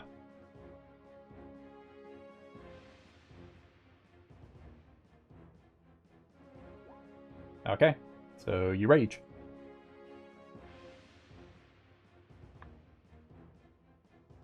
Alright.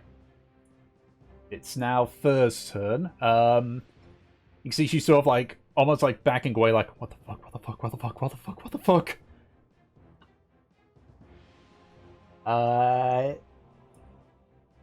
Yeah, she's gonna seal herself, step forward, and is gonna stab at the leg.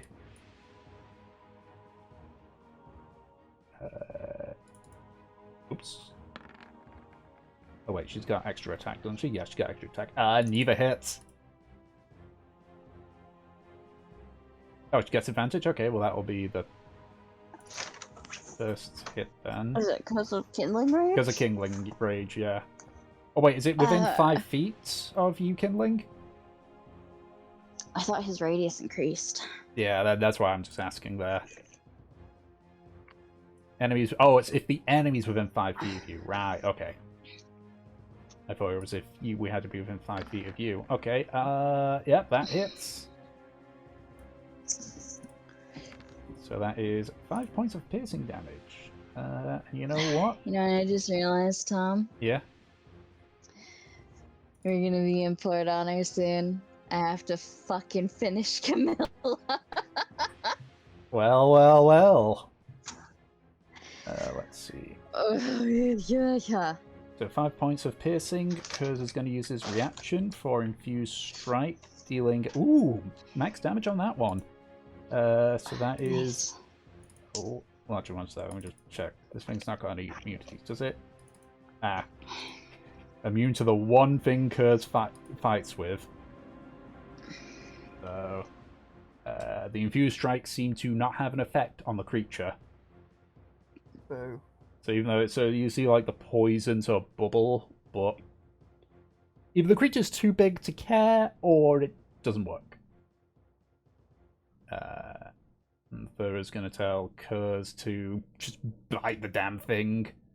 So that's the end of Thur's turn, because Kurz is immediately afterwards. He's going to go 10, 20, and is going to do an attack of his own.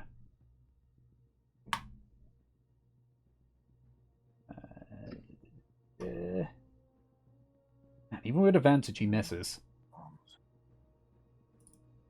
Alright, that's his turn. Aki, you're up.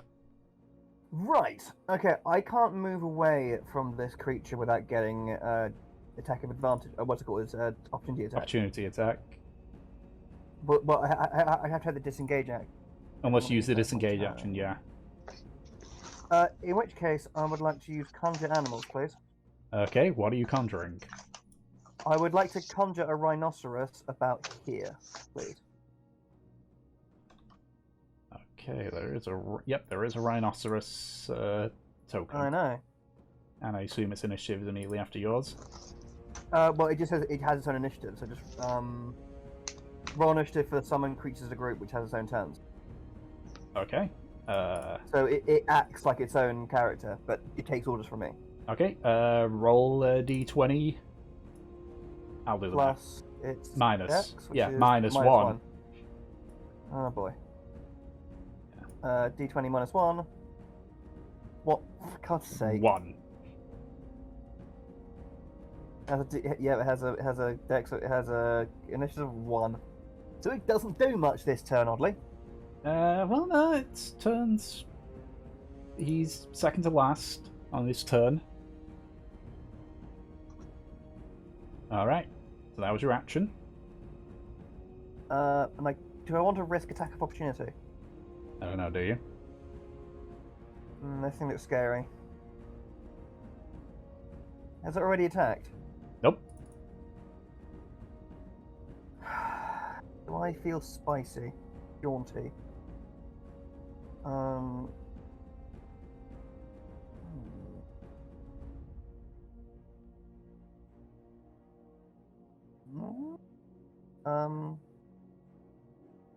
on.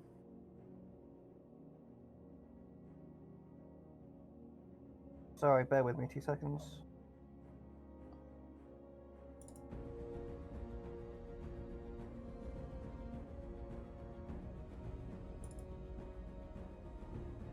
Okay. Yeah, Aki is going to just stay where he is. Actually, no. First of all, I'm gonna. Can I roll a nature or history check to see if I recognize this creature? Sure, with disadvantage because you're very quickly trying to do this and essentially trying to do it as a bonus action. Hell yeah. Okay.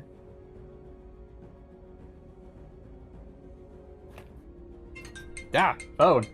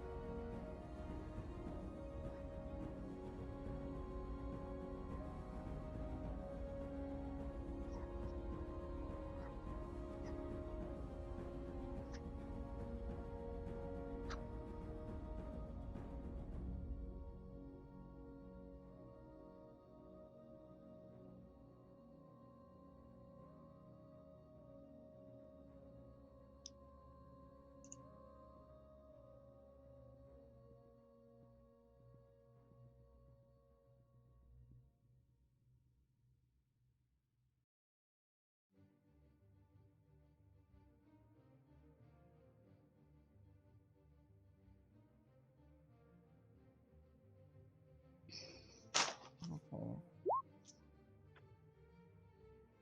No, everyone's just being quiet, Nate. Tommen apparently got a phone call. Yes. So, does anyone have any names for the spider? Good spider name. Jacqueline. George.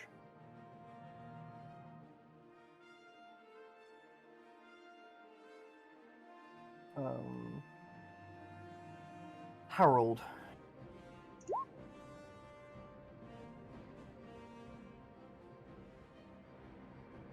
That's You know, boring. a really good name for it, Peach. Hmm. Princess Sophia. Oh my god.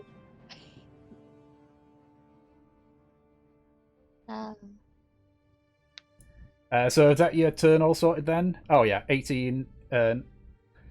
You've heard of these Goliath longlegs. You don't know much about them outside of the fact that they are very much predators, and they're very stealthy predators. Okay. Okay. But this is the first time you've witnessed one. Oh boy. Okay. But with that, with your turnover, it is now the Goliath's turn. I need everyone to roll a d20 for me, please. Oh no. Just a d20. Just a regular d20. I'll do one for Fur and one for Curse too. Okay. So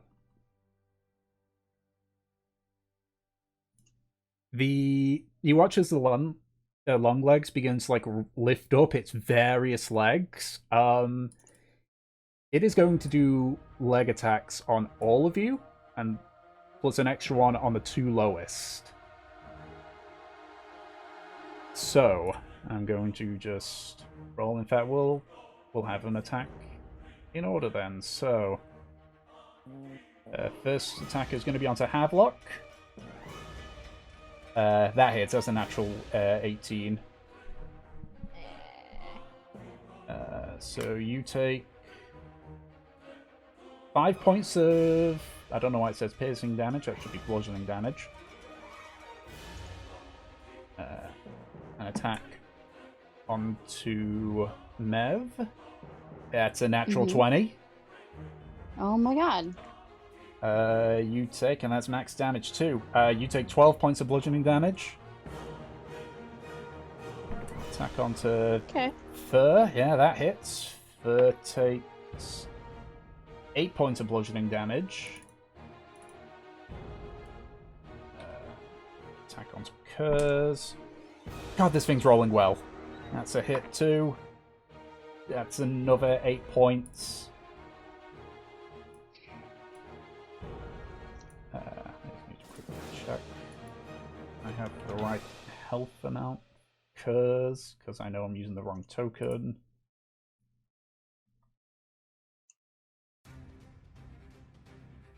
Health is 5 times 7. 30. Yeah, that's it. Amount, so. So, attack onto Aki. Yeah, that'll hit. That's a 14. It's got a +7. That is 6 points of bludgeoning damage, Aki, and you need to make a concentration check for the rhino. Yeah, what's the concentration against? It's a con save. Saving throw, isn't it? Yeah. Oh, con save. Is it con save? Yep. Concentrate check is a Okay. con save. You got to roll a 10 or higher. Yep, so you keep hold of the spell. It is going to make its second attack on you, though. Okay. Hey, there we go. That's a bad roll for it. That's a 9. Yay. And now the 2 misses. attacks onto Kindling. Rhino! That's a flat 18, so that's definitely going to hit. You take 5 points if you're raging, so that's reduced down to 2. And then the second hit, that's a miss. So it's gonna. Well, actually, 1, 2, 3, 4.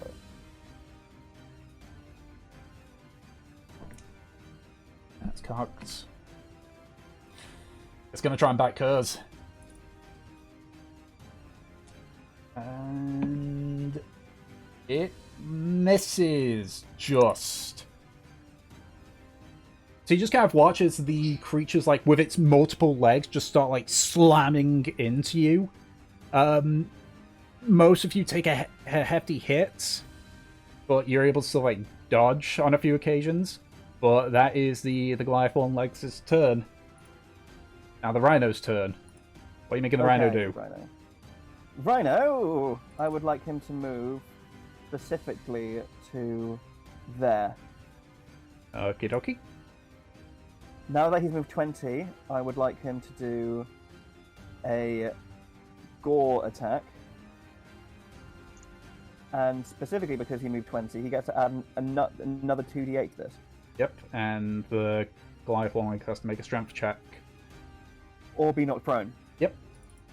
So go ahead and roll for the attack. Hold on, I'm checking. +7. Yeah, so +7 and it's 2d8 plus 5. Okay. So Yep. that's 4d8 plus 5. Yep. Oh no, I got roll for the attack. Yeah, roll for the attack first. Hold on, so that's just a d20 plus 7, right? D20 +7.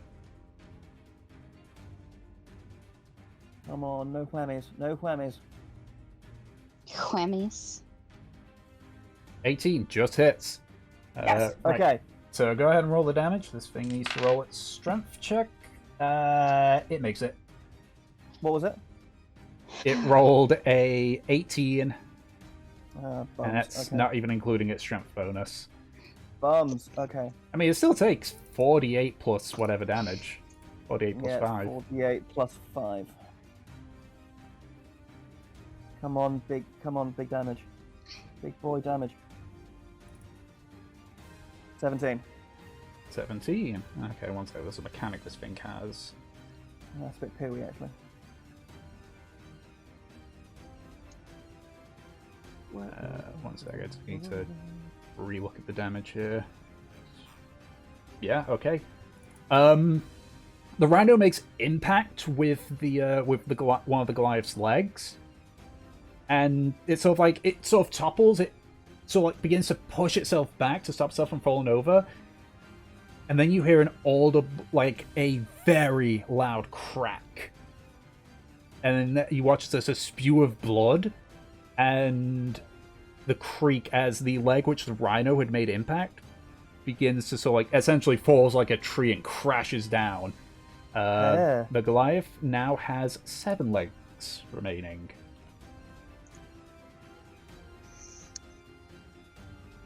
There we go. Nice. 1/7 of the we're 1/8 of the way there. Huh. So, Mev, you're up. Alright. Let's see.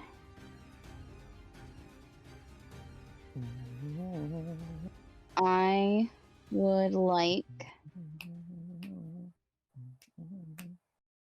How tall is this thing? It is gargantuan. So, Yeah, how tall is it? tall, about as tall as the trees, which are fucking tall. Is that more than 30 feet? Yeah, I would say it's about 40, 50. Okay. If that's the case. Oh, now my dogs are really barking. Seeing as this guy, the rhino just took out one of its fucking legs, she will summon Valkyr kind of adjacent to her with one of the legs. Mm-hmm. And we will pull in Unleash Incarnation. All right. Chopping some wood. So, what is that again? 4 attacks? Yep. Yeah. Alright. All with advantage, yeah. All with advantage. Jesus Here Christ. here comes big girl damage. Possibly. Better. This thing's got a pretty 1, high 2, AC, 3, so... 4. Poof. Let's see. Hits, misses, hits, and... Yeah, that hits. So that... I also need to just quickly add all this up. So 6, that's 11. That is 12. Yeah, that's another leg gone. Just out. Before even adding all the damage up, that's another leg gone. Get fucked. So let me just see. So that's 11. It's Is- 12. Yeah, so you rolled a... So that's 12. Plus 3 plus 1. Okay. 14. My dogs are really starting to bark now. 19. 25. Yep, that's definitely a leg gone. Woo!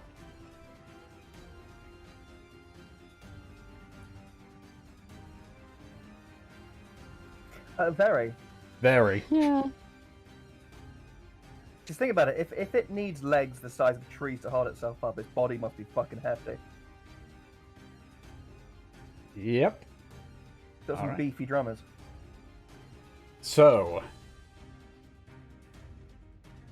Is that your turn, Mev? Yeah, I used my action and my bonus action for that. Okay. Havelock, you're up. I would like to repeat my actions from before. Pew pew. Alright, you're aiming directly for the body? Yeah. Okay, go ahead and make your 2 attacks.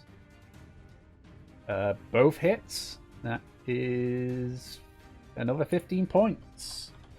Alright, things looking hurt. I stay in my lane and I end my turn. Alrighty, Killing, you're up. No, that's not... No, dog, you're not kindling. Okay, I don't know if you can hear it him barking because he wants his food. Yeah, we can. Okay. You know what? After Kinlan's turn, I'll go quickly feed him. I know it's right in the middle of a battle, but you know. That's fine. Do your turn, Kindling. Get your 2 attacks in. Let me get 2 attacks here. Yes, because the rhino is friendly to you. Yeah. Would count as flanking. Yeah. Ooh. Spicy. Okay. Yeah, that's another leg. Really? Yeah. If No, I would say read. 15, 16. 12, 14, 15, 16. 15, 16. That was 32 points of damage. Get fucked. Yeah, this thing's looking hurt. Right, okay, if that is the case, just give me a second while I go get my dog some food Yep. so that they, you know. If that is the case, so... Yeah, so you've... is that your turn then, Kindling, after the 2 hits?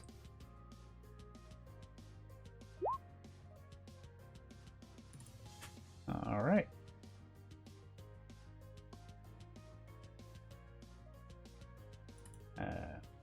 Made a small mistake on that bit, but you know what? That's still fine. Good flavor.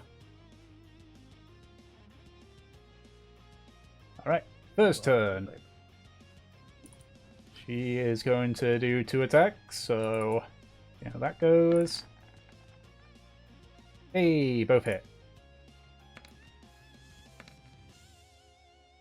So that is 12 damage total. There we go. So that is first turn. Kurz is now going to do his. Oh yeah, that'll hit. Just going to roll again, just see if it's a nat 20. It is not a nat 20, unfortunately.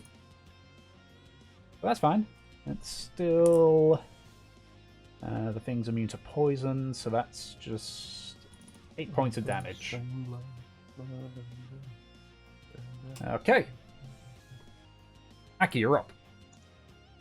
Delicious. Okay, so I want to keep my rhino friend. Mm-hmm. Or do I? Have you served your purpose, Roderick? Well, that's a 2d8 plus 5 damage every turn. That's quite good. Okay. Now, do I attack or disengage and run away?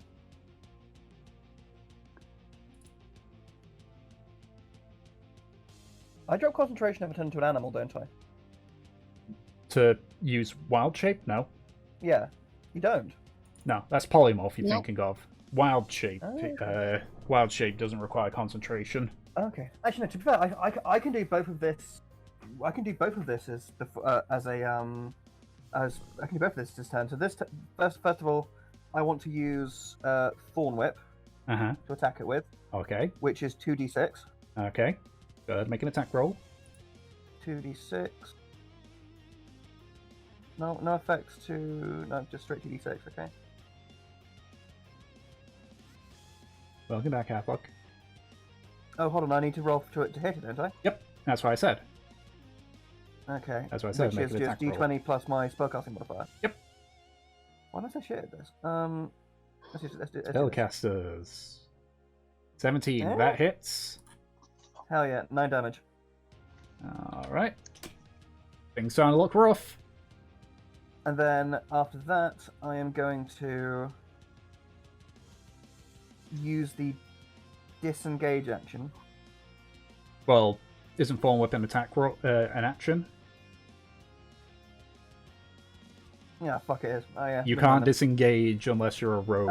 How are people looking health-wise?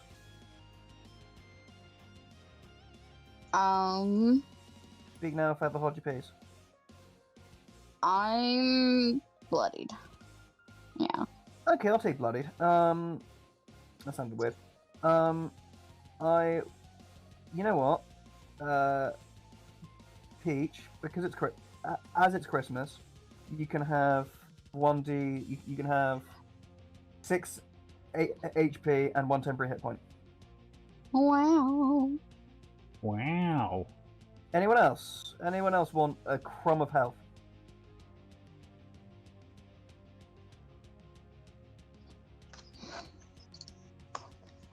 You never know, it could save your life. Doing his own healing roll, yep. Shock. Doesn't look like it, so is that the remainder of your turn? Yes. Okie dokie. Now this thing only has 5 legs left, so it can't attack everybody, so I need people to roll a d20 to see which ones he's not going to attack. Okay. 3 of you will get Like a lucky. muncher. Oh no, wait, 2 of you will get lucky. Don't fuck me. Just a d20 again. Yep, just Roll. a regular d20. And ooh.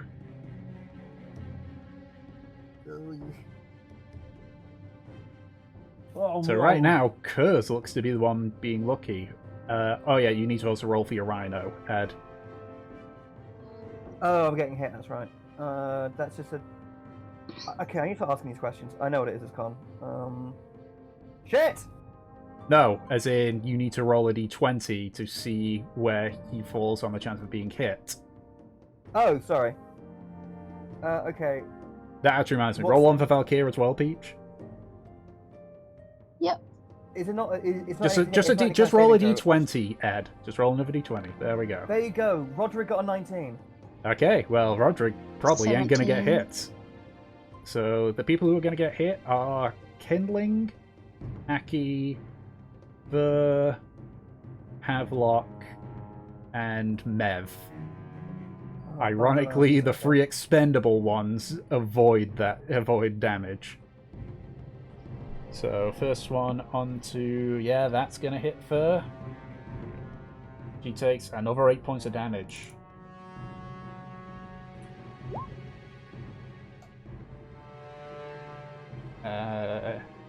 Next, it's gonna be the attack onto Kindling. That's a miss.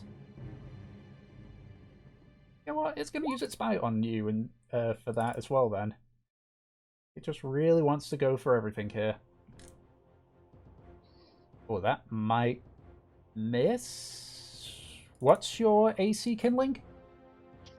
Okay, no, that hits then. I need you to make a con save.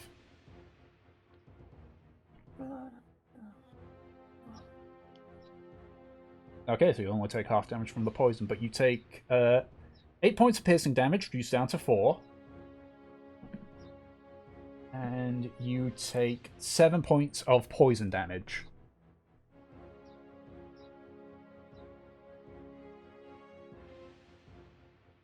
Alrighty.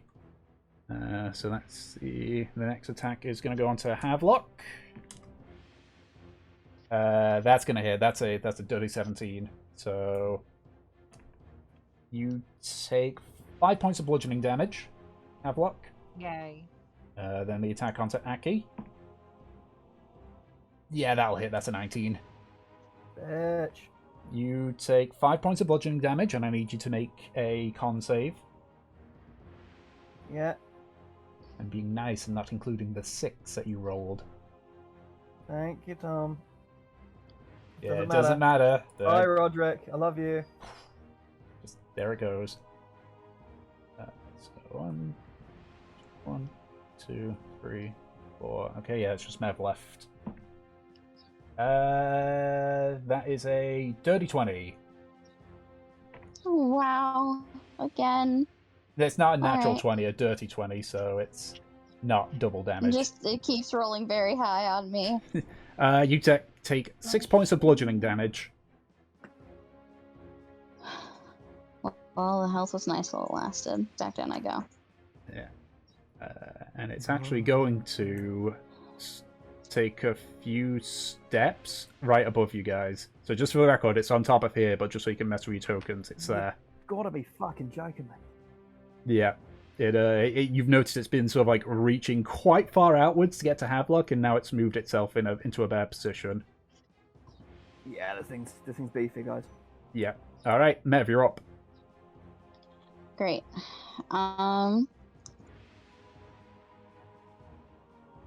Okay.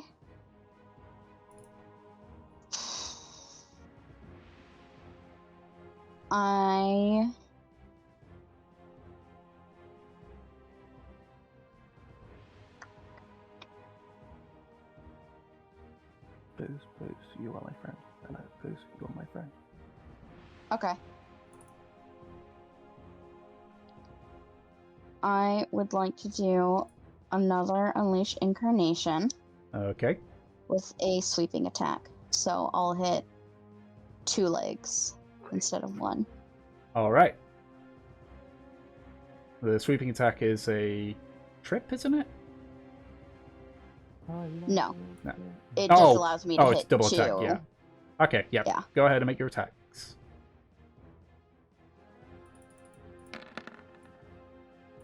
It's still the same number of attacks. I just hit 2 legs Yeah. if I hit. So. Well, they all hit. So that's Woo! 15, 21. Well, that already takes a leg off it. But let's see, 21 plus 24, 34. This thing is looking real rough. I need to roll a con save for it now. Mev takes out 2 legs at once. So you took out the one leg. You badly messed up the second one, though. It has 4 legs left, and it has a mechanic that happens when it's at 4 legs. It just rolled a natural 1 on its con save. So, because it's right here, I need everyone to make a dexterity saving throw. Oh boy, I'm great at that.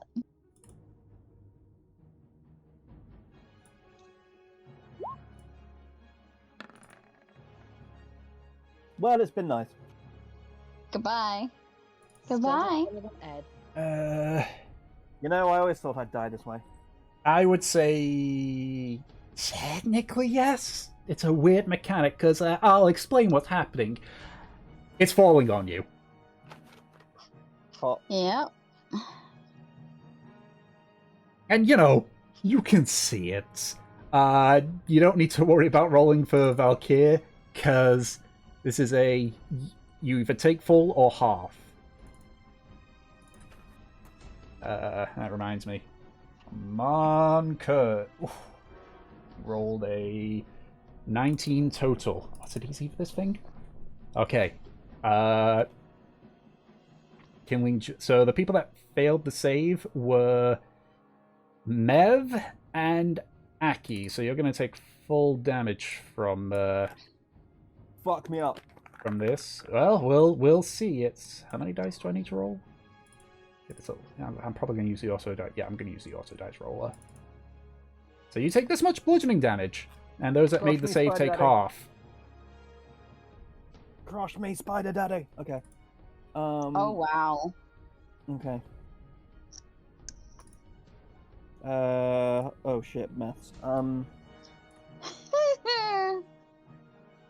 that much. There we go. Oh wait, no. Yes. Yeah. So 23 for those that made the save. It's 11.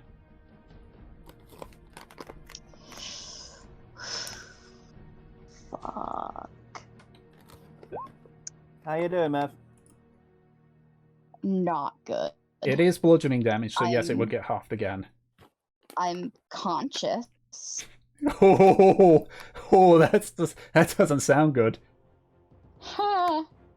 Would you like a D6 plus 1? You can't do that right now. Yep. But the creature is prone. It's Plus, looking. I'm pretty sure that you cannot see Mev right now. Yeah. Oh yeah, I'm in she's- between she's- fucking spider cheeks. Yeah. It's right there, so I think that's suitable. Right. Valkyr's gone. Yeah, Valkyr's gone. Kurz is. Sent to the Shadow Realm. All I'm gonna say is thank God that Kurz made the save. He would have been Yeah. single digit, basically. Otherwise. Right. Havelock, you're up. This creature is prone. It's looking real rough. Can I see past the spider body for a second to my teammates? You cannot.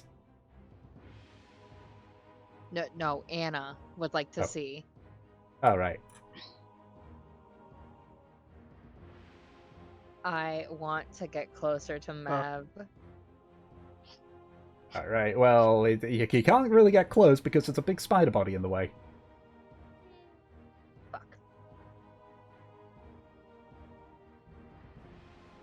Hold on, I can! I would like to no, wait. Fuck. No, it's a word. I'm just gonna blast it twice again.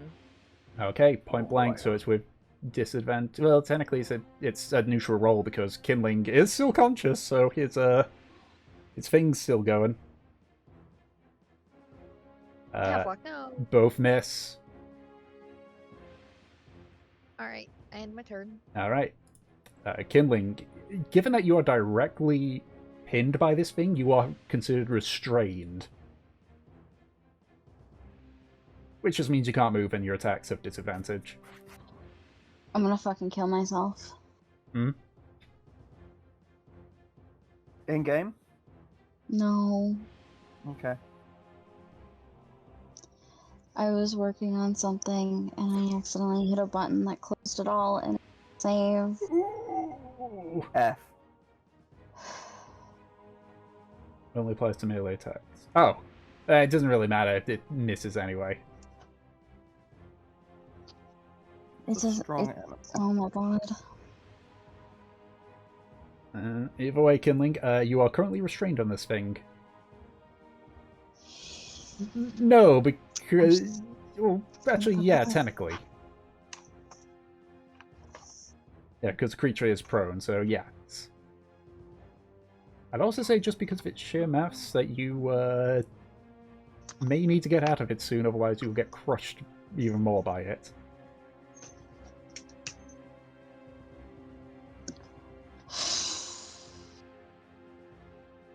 Okay. I'm so upset, you guys. Oh, fuck. I'm sorry. Oh. Go ahead, Kindling, and make a strength roll. Got a strength check, which I think is raging. You'll get advantage on that. 11. No, it's too heavy for you still. Now, you try to wiggle a bit, but you can't.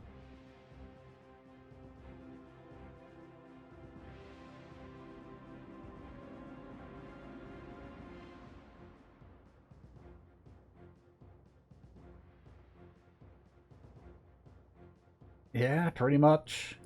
It's now first turn.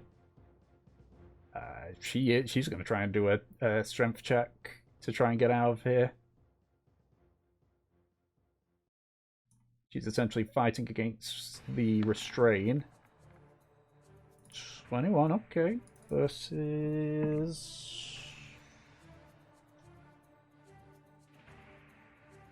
Is that an 18 or a 16? I love this dice, but I also hate the number. That's a 16. Just meets the DC. Just about, so I'm just going to do that. So Fur is going to 10, 20. So you just sort of see the I don't know what my dog's barking at. Hang on.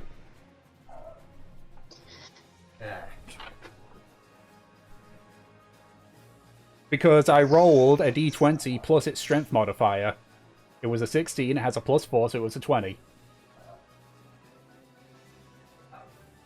I was like, I gotta deal with my dogs now because they're being gits. Fuck yeah, you need a win. Let's watch it. There we go. Yeah, so Fur crawls out, looking very bruised, quite bloodied. He just sort of like crawls out and just like flops on her back, just breathing heavily, just... I hate this place. That's Fur's turn. Aki, you're up. Tom, Yes. I'm guessing when you wild shape, you can't do an action the same turn, right? Can't you? I don't It's think... a bonus action, so Oh, sweet. yeah, you Can can. I use it while restrained? Yes. Let me just double check. Great. On I would like to, while being crushed by this thing, I would like to turn into an ape, please. Wild Shape is an action. It's only if you circle of the moon, where it's a bonus action. I think Circle of the Stars is also a bonus action. Yeah. Well, I'm not that. I'm Cycle of Dreams, so. Yeah, okay, your dreams. Yeah. So you want to turn Go into an for it. ape. I'm Circle of being a little bitch. Okay. Well, if you want to turn into an ape, you can turn into an ape. Well, no, but I was doing it so that I get an extra +1 to my. Oh, so Be better at my escape at the breaking free of the grapple check. all right. But no, I don't think it's worth it because I don't fancy dying. Can I just use my big buff half orc muscles for this? Yep, strength check. Right, you are. Let's 3, see. 2, 1, oosh. Let's see what this 18? rolls on. Its strength. Oh, it rolled a 5, so that's definitely you. You definitely got out of there. So 10, 20. There we go. Okay, yeah, Aki will, I guess, clamber out, like, basically trying to like just force himself out, like all crazy, panicked breathing and wild eyes. And when he and he sort of basically collapses to the ground near Fur, and just sort of in a half sort of in like a half whisper to himself, he goes, "Okay, I admit it. This one specific bit of nature can go fuck itself." Yeah, just this one. Okay. Oh, I just realised I completely forgot Kerr's turn, which is immediately after Fur. Yeah, that's fine. I'll do his turn now, which, I mean, he can only do one thing, which is bite. No, think only bite. Yeah, well, he can't breathe fire. So, and his poison does 0, so... No, think only bite. Let's advance here. Hang on. He rolled a 60, and what's the... This thing's got an AC of 16, so he just makes the hit. For real? Yeah. Okay. That is 4 points of damage. The Goliath thing is holding on by a thread. But that's that. So, is that your turn as well, Aki? You've used your action to get out. I'm just thinking. He. When you're prone, you don't get attack of opportunity, do you? You do, but you'd have disadvantage. Yeah, I'll try to get away from it. Well, you've already used 20 feet of movement, so... No, bollocks, you're right. I have 30. Yep. So, I could 25, go, like, 30. there. You're actually... Yeah, okay. You're actually still in engagement range of this thing's leg. Jesus criminy, okay. 15 feet of range on its legs. Criminy Jismus. Jiminy Jillikers, guys. Okay. The Goliath is it able to regain its footing? It is.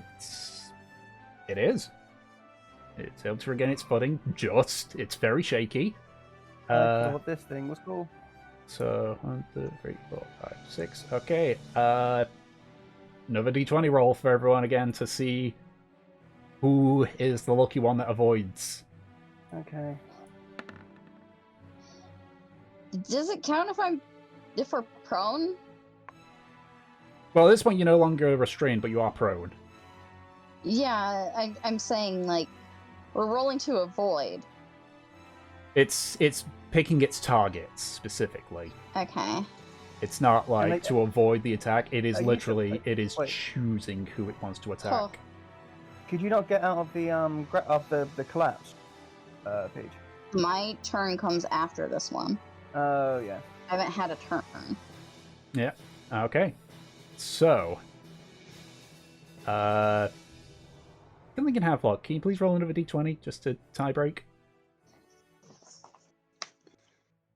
Okay. Havelock's the lucky one.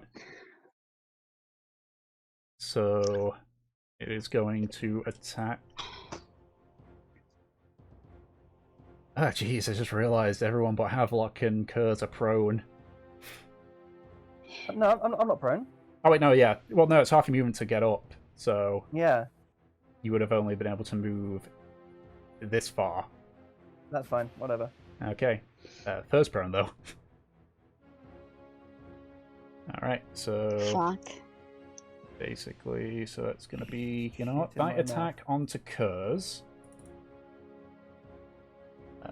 What's Kurz AC again? That hits. need to quickly check something in regards to if he gets immunity or resistance.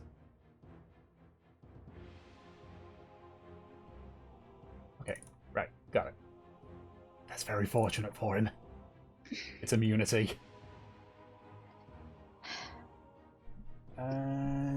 Where's my D8? For the bites. There's my D8. A 1!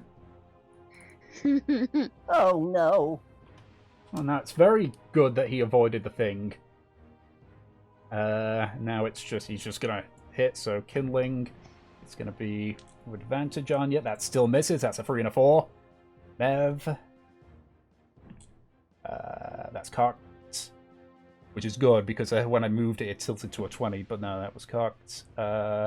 What's your AC, Mev? 16. I rolled an 18. Yep. You take 6 points of bludgeoning. Mm-hmm. Now onto Fur. That is gonna hit.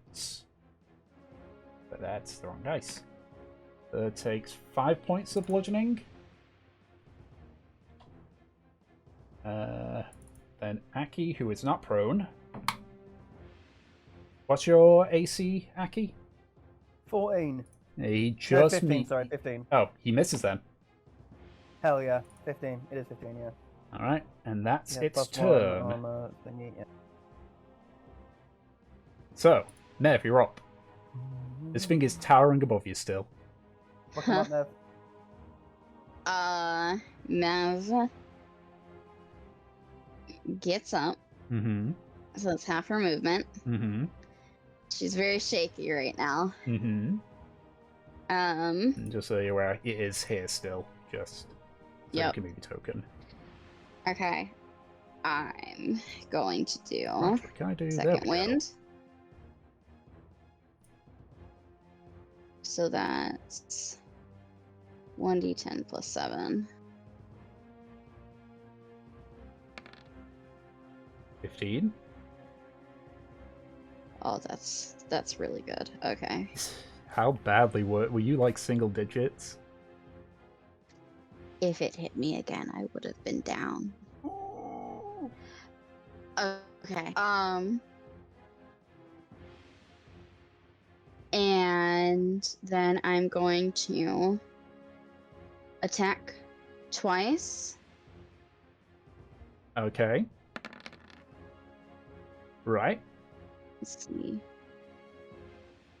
Oh wait, those are with advantage, aren't they? Yeah, Because kindling's but- still here. But it doesn't matter. It literally was down to a single health.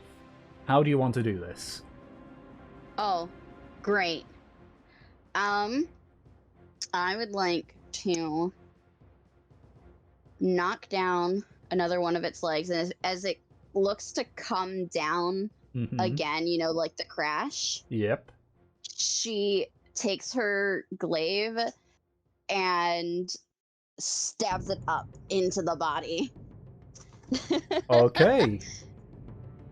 It's a good thing that you have a magical glaive. Yeah. Because if it was a regular glaive, that shit would have broke.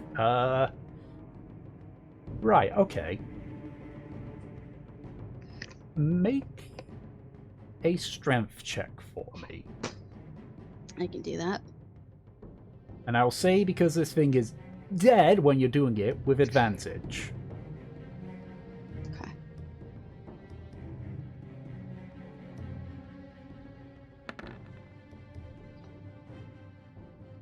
Alright. Ugh. So, it will do the crash down. Yep. However, I will say that what you have rolled there is how much damage is taken off. So, I need Okay. everyone but Aki to make a dex save. Fur, Havelock, and Aki are out, aren't they? It's within 5 feet of it. So Any it's like a radius. Any creature in the Goliath space or within 5 feet of it when it falls prone must make a DC 15 dex save. Okay. Is that me as well? No, you are more than 5 feet away from it.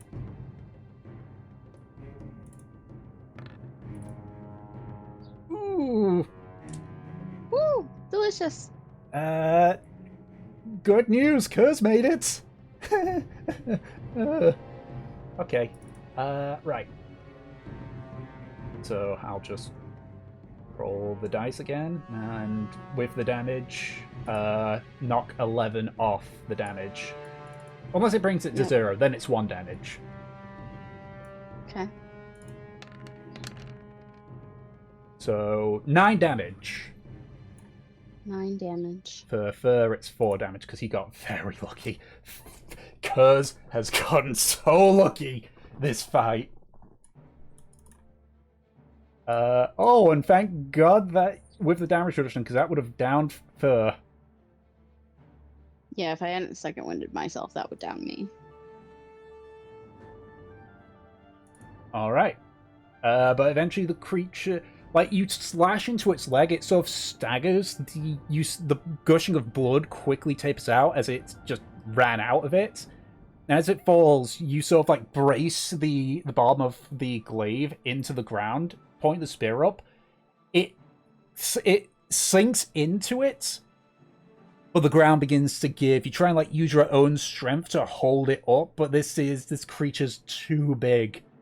And eventually it does land down hard, but not as sudden or as rough as it had the first time. Kindling and Mev, you are both buried within it still.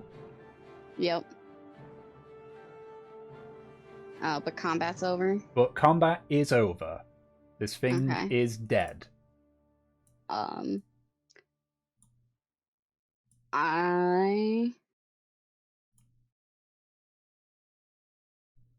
am gonna try to, like, get this thing, like, off. Okay, marginally easier now that it's dead. So Yeah. go ahead and make a strength check. Killing, you wanna help me out? He's also restrained, unfortunately, so... Can I? But he can Yeah. roll a strength check too. Yeah, you can. Can I move Yeah. up as well and try to move it as well off these people? Yep, make a strength check. Roll doing strength. Kurz is just ripping into the body, just trying to claw his way through. Good So- boy, get food. He's not even eating it, he's just clawing away, just trying to dig away through to everybody. I will roll... Yeah, I'd say you're able to just about lift the body up a little bit, to the point where you can just about make him out. Yeah. Fur sort of like crawls under with her small stature and just sort of tries to pull the two of you out one by one. Yeah, Mev grabs her glaive to, like, drag it out while they're going. Yeah, but as you do, you just sort of as it just slashes through and cuts through part of it. But eventually you're both sort of like pulled out. You're just kind of lying there in a mixture of your blood, its blood. Yeah, Mev manages to stagger up, but she's, like, bleeding profusely. Yeah. Have How thought. does Yeah, Kindling blind. look?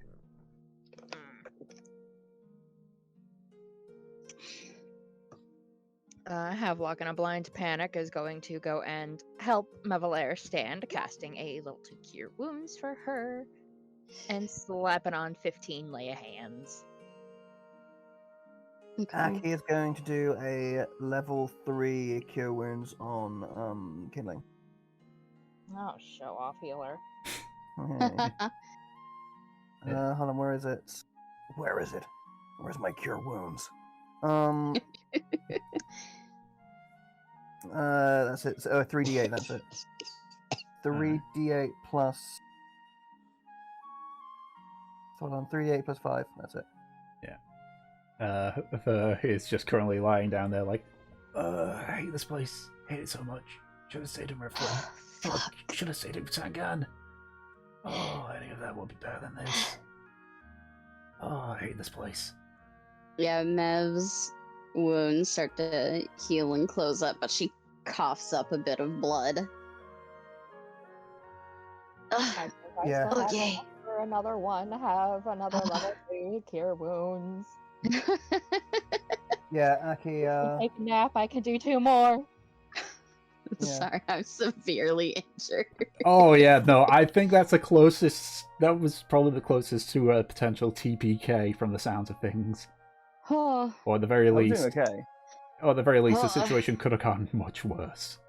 several people could have died. Yeah. Yeah, that was bad. So, how Alright. low was everyone? I was on 25. 9 Fur, hit points. Fur Which is is on quite low for Aki. 11. Kurz is on 7.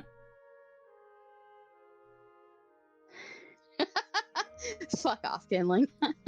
Oh gee, the tank that can reduce damage has got the highest health. Who knew? In that case, I'll give a 3rd level cure wounds to Fur as well. All right. You get that much, Tom. Alrighty. Alright. I must confess this. As much as I harp on about this fucking place, this was awful. You think?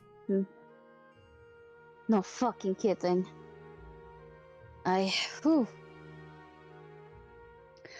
Oh my god, that hurts. Right, Thank you. Right, Have luck. right. We need to find. We can't travel the rest of the day with wounds like these. We need to find somewhere safe we can rest. So I suggest we, as much as it may hurt, we need to start moving soon. So if you want to take one last chance to, I don't know, piss on the corpse of this thing, go ahead. I'd rather just sit down. I don't know. Do you think this thing hunts in packs? Because I do not want to take that risk. I think this fucker ate whatever pack mates it would have had. Yeah, but I imagine that some of this big gonna feed a lot of things, and I'd rather not be here when they come to eat. That's also a good point. Yes. I was gonna take one last look at the legs just to like burn in her head what they look like. They are not trees. Okay. They look. I'm guessing the legs look remarkably like. They do. They're a slightly darker shade, but like as you like sort of look in the shadow, the more shadowy parts where the trees are, it's pretty unmistakable. Like you can't tell the It's time difference. for someone to start looking up. That is just gonna be Aki's job now, just looking up and saying like, "Is that a spider? Is that a spider?" Like you can forget about him just looking at anything else except the sky now. All right, should we get moving? Oh, please. All right. Yes. Will you be okay to move? I didn't get too bad a knock, but I could probably help someone up. I guess and be their crutch if they need it. I'll be fine. Have luck. Healed most of it. Don't know about internally, but I'm good. Havelock is refusing to let go of her. He has an arm around her waist. He has her arm around his shoulders.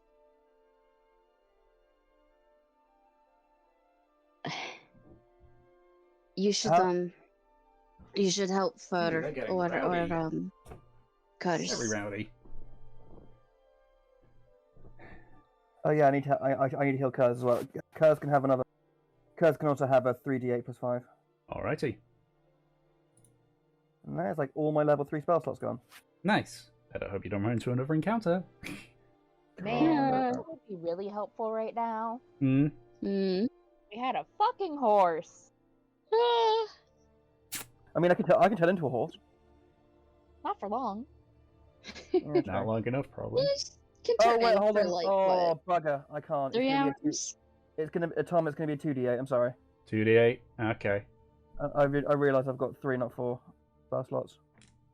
Just get rid of a 4. Alright. So that brings him to nearly full health. He doesn't have a lot of health. You're welcome.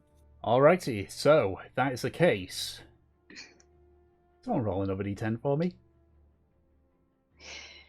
Whose turn is it? Kimling? Yep. Please, can we roll the fucking like Denny's option? Alright. So.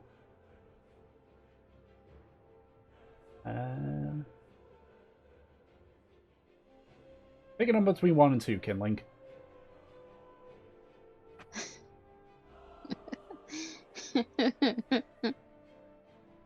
Okay. So. You continue making your way in what you assume is the direction out of here, because by God, you're hoping. Travel for a little bit. And then you hear something. No! It definitely sounds like sounds of battle.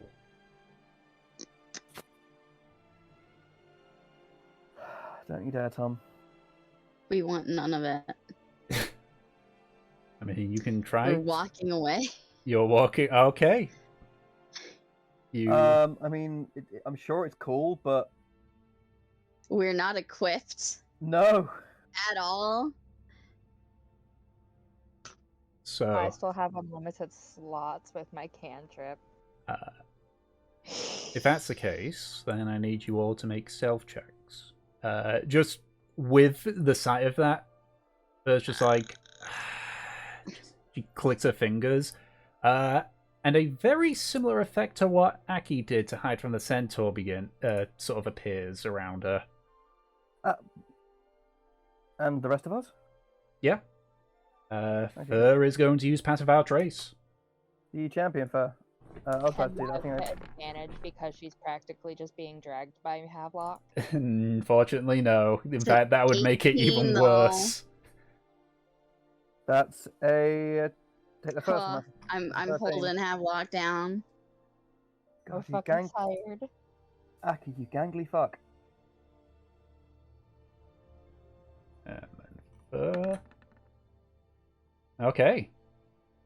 Please hide from the battle. So, you Mine begin. is so light, but her armor is so heavy.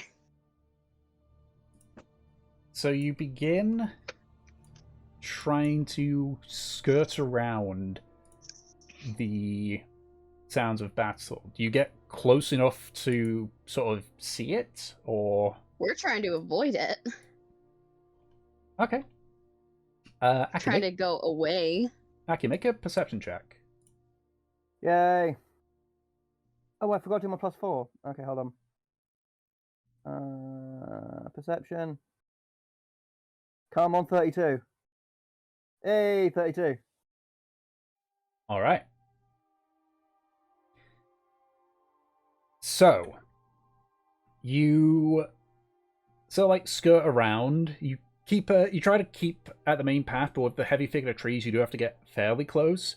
You think, just with the battle going on, that you're probably hidden well enough. Okay. Aki, with that, you can sort of see through the trees, like various sort of creatures, sort of like it almost looks humanoid-ish, but you notice as it has sort of like antennae on its head with a glaive, and it's sort of like jumping and stabbing at two creatures. They look almost like people in wooden armor. But then it's like one of them turns, not looking at you, but sort of like facing your direction. You can see that his face is also made of wood, and his beard is just made of moss. There's Cool. two of these woodmen creatures against the weird insectoid-like creatures. It's hard to say So who's for- winning. So, folks, do you want to make friends with the insects or the woodmen? Or neither? Just Neither. fucking leave. We're Yeah. avoiding it. I mean, Aki's going like, Aki. You do spot Aki going like, I don't know, what are those things? Wait, it's living wood people. You can see him. What? We are not equipped for this right now. It's fascinating. It's like living wood people with moss beards fighting it. We will be back later when we are not dying. All right, fine. Let's not get too excited. That's fine. Let's rest up. and see She where we go from there. raises a brow at him when he says, "Let's not get too excited." He's convincing himself here, right? Yeah. And he goes like, "Look, I'm just reassuring myself. All right? Don't give me that brow, Mellow." And he will continue to sort of sneak through the brush, sort of tutting and going like, "Oh, I thought that'd be really cool." All We right. probably would if we had the health for it Yeah. or the spell slots. So, you sort of like sneak by, best you can. You get to the point where you can sort of, where all of you can sort of just about see. Right, need to roll perception for one last one with disadvantage because it's in combat. Right, okay. You watch as the tree folk are. You notice at this point now there's 2 tree folk and 4 of these insectoid things, and the tree folk are putting up a good fight.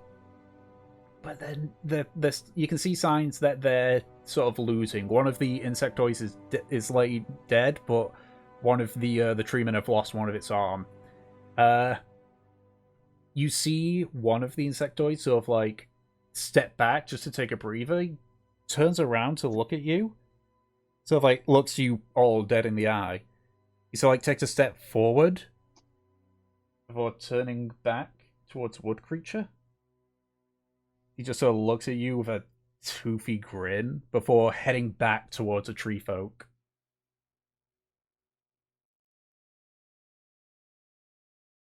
That's creepy. That's creepy, right? Yeah. Aki kind of goes like, should we run? Let's not run. We might get lost, but let's try to move quickly. Okay. Yeah, I think that's best.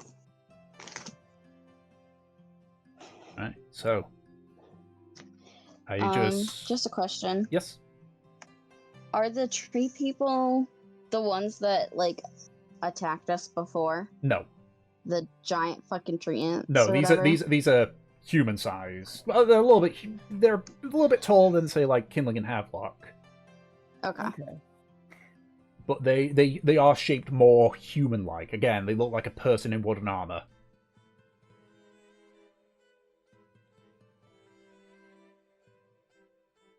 But okay, so I assume you're just gonna go as far as your legs can take you.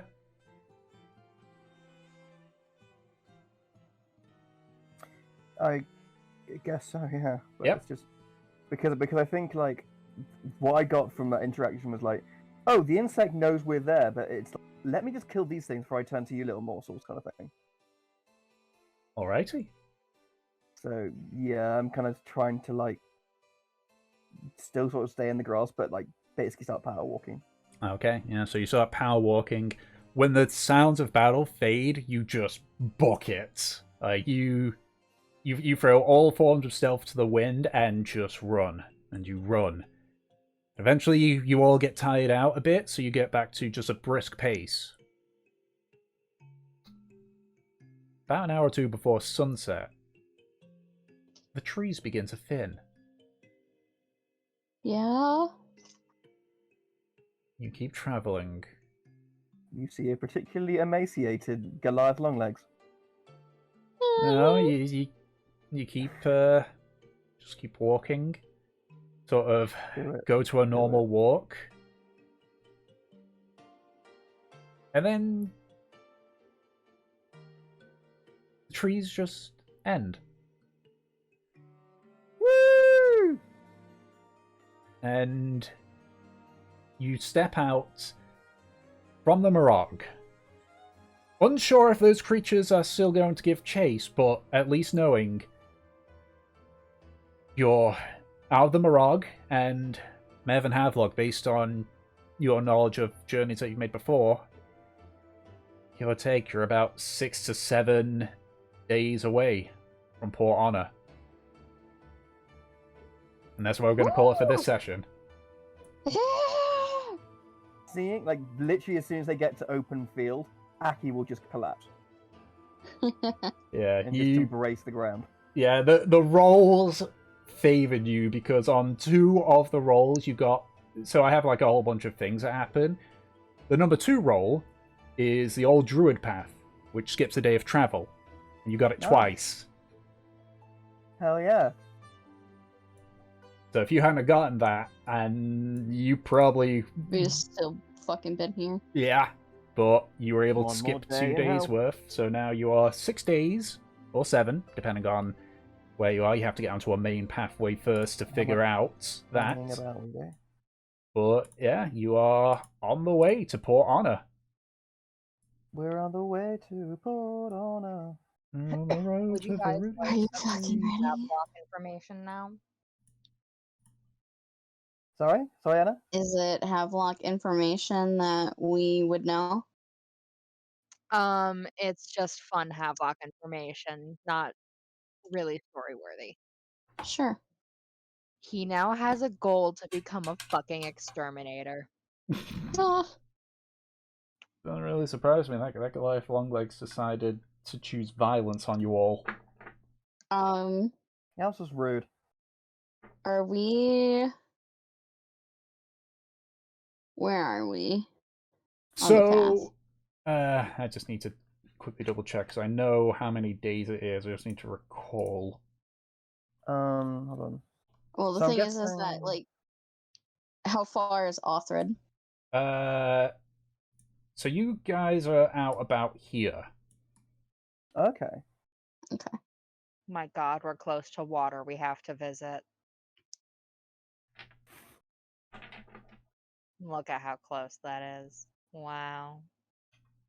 Yeah, so that's about a day's straight travel. One square is 1 day of travel. Sweet. So,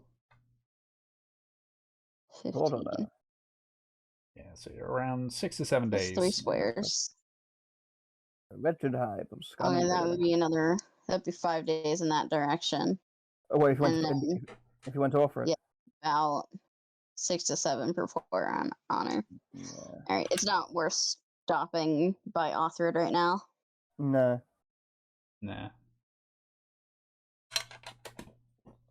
It probably would have been if you were, like, you know, feeding on scraps.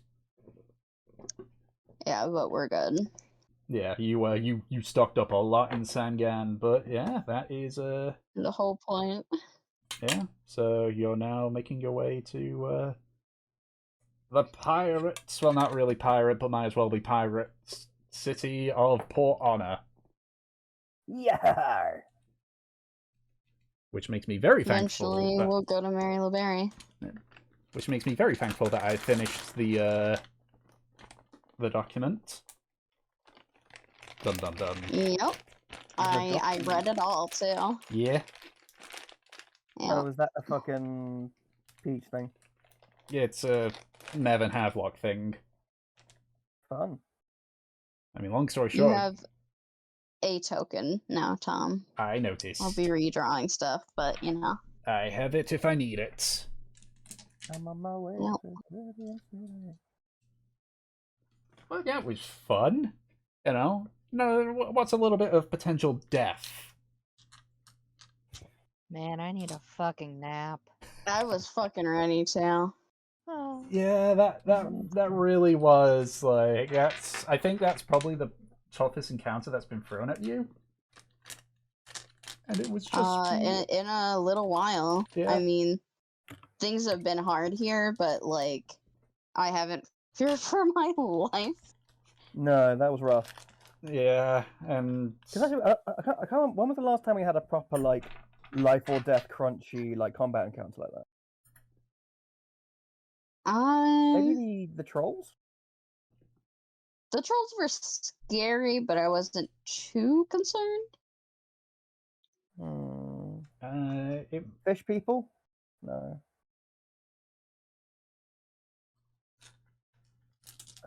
might have been the first Probably first fight fucking in Alara. Yeah. Yeah. Really not the first Alara, round of the with the owlbear in Embar. Yeah. Yeah. Oh yeah, that sucked. Yeah, that one nearly went south for you. Yeah. I'm getting better at my what encounters would push the players to the limit potentially. We're getting better all the time. And then I'm just there like, what's a good forest creature? Ooh, there's this thing called a Spider. Goliath Longlegs. It's a gargantuan creature at this level? Ooh, that would be fun.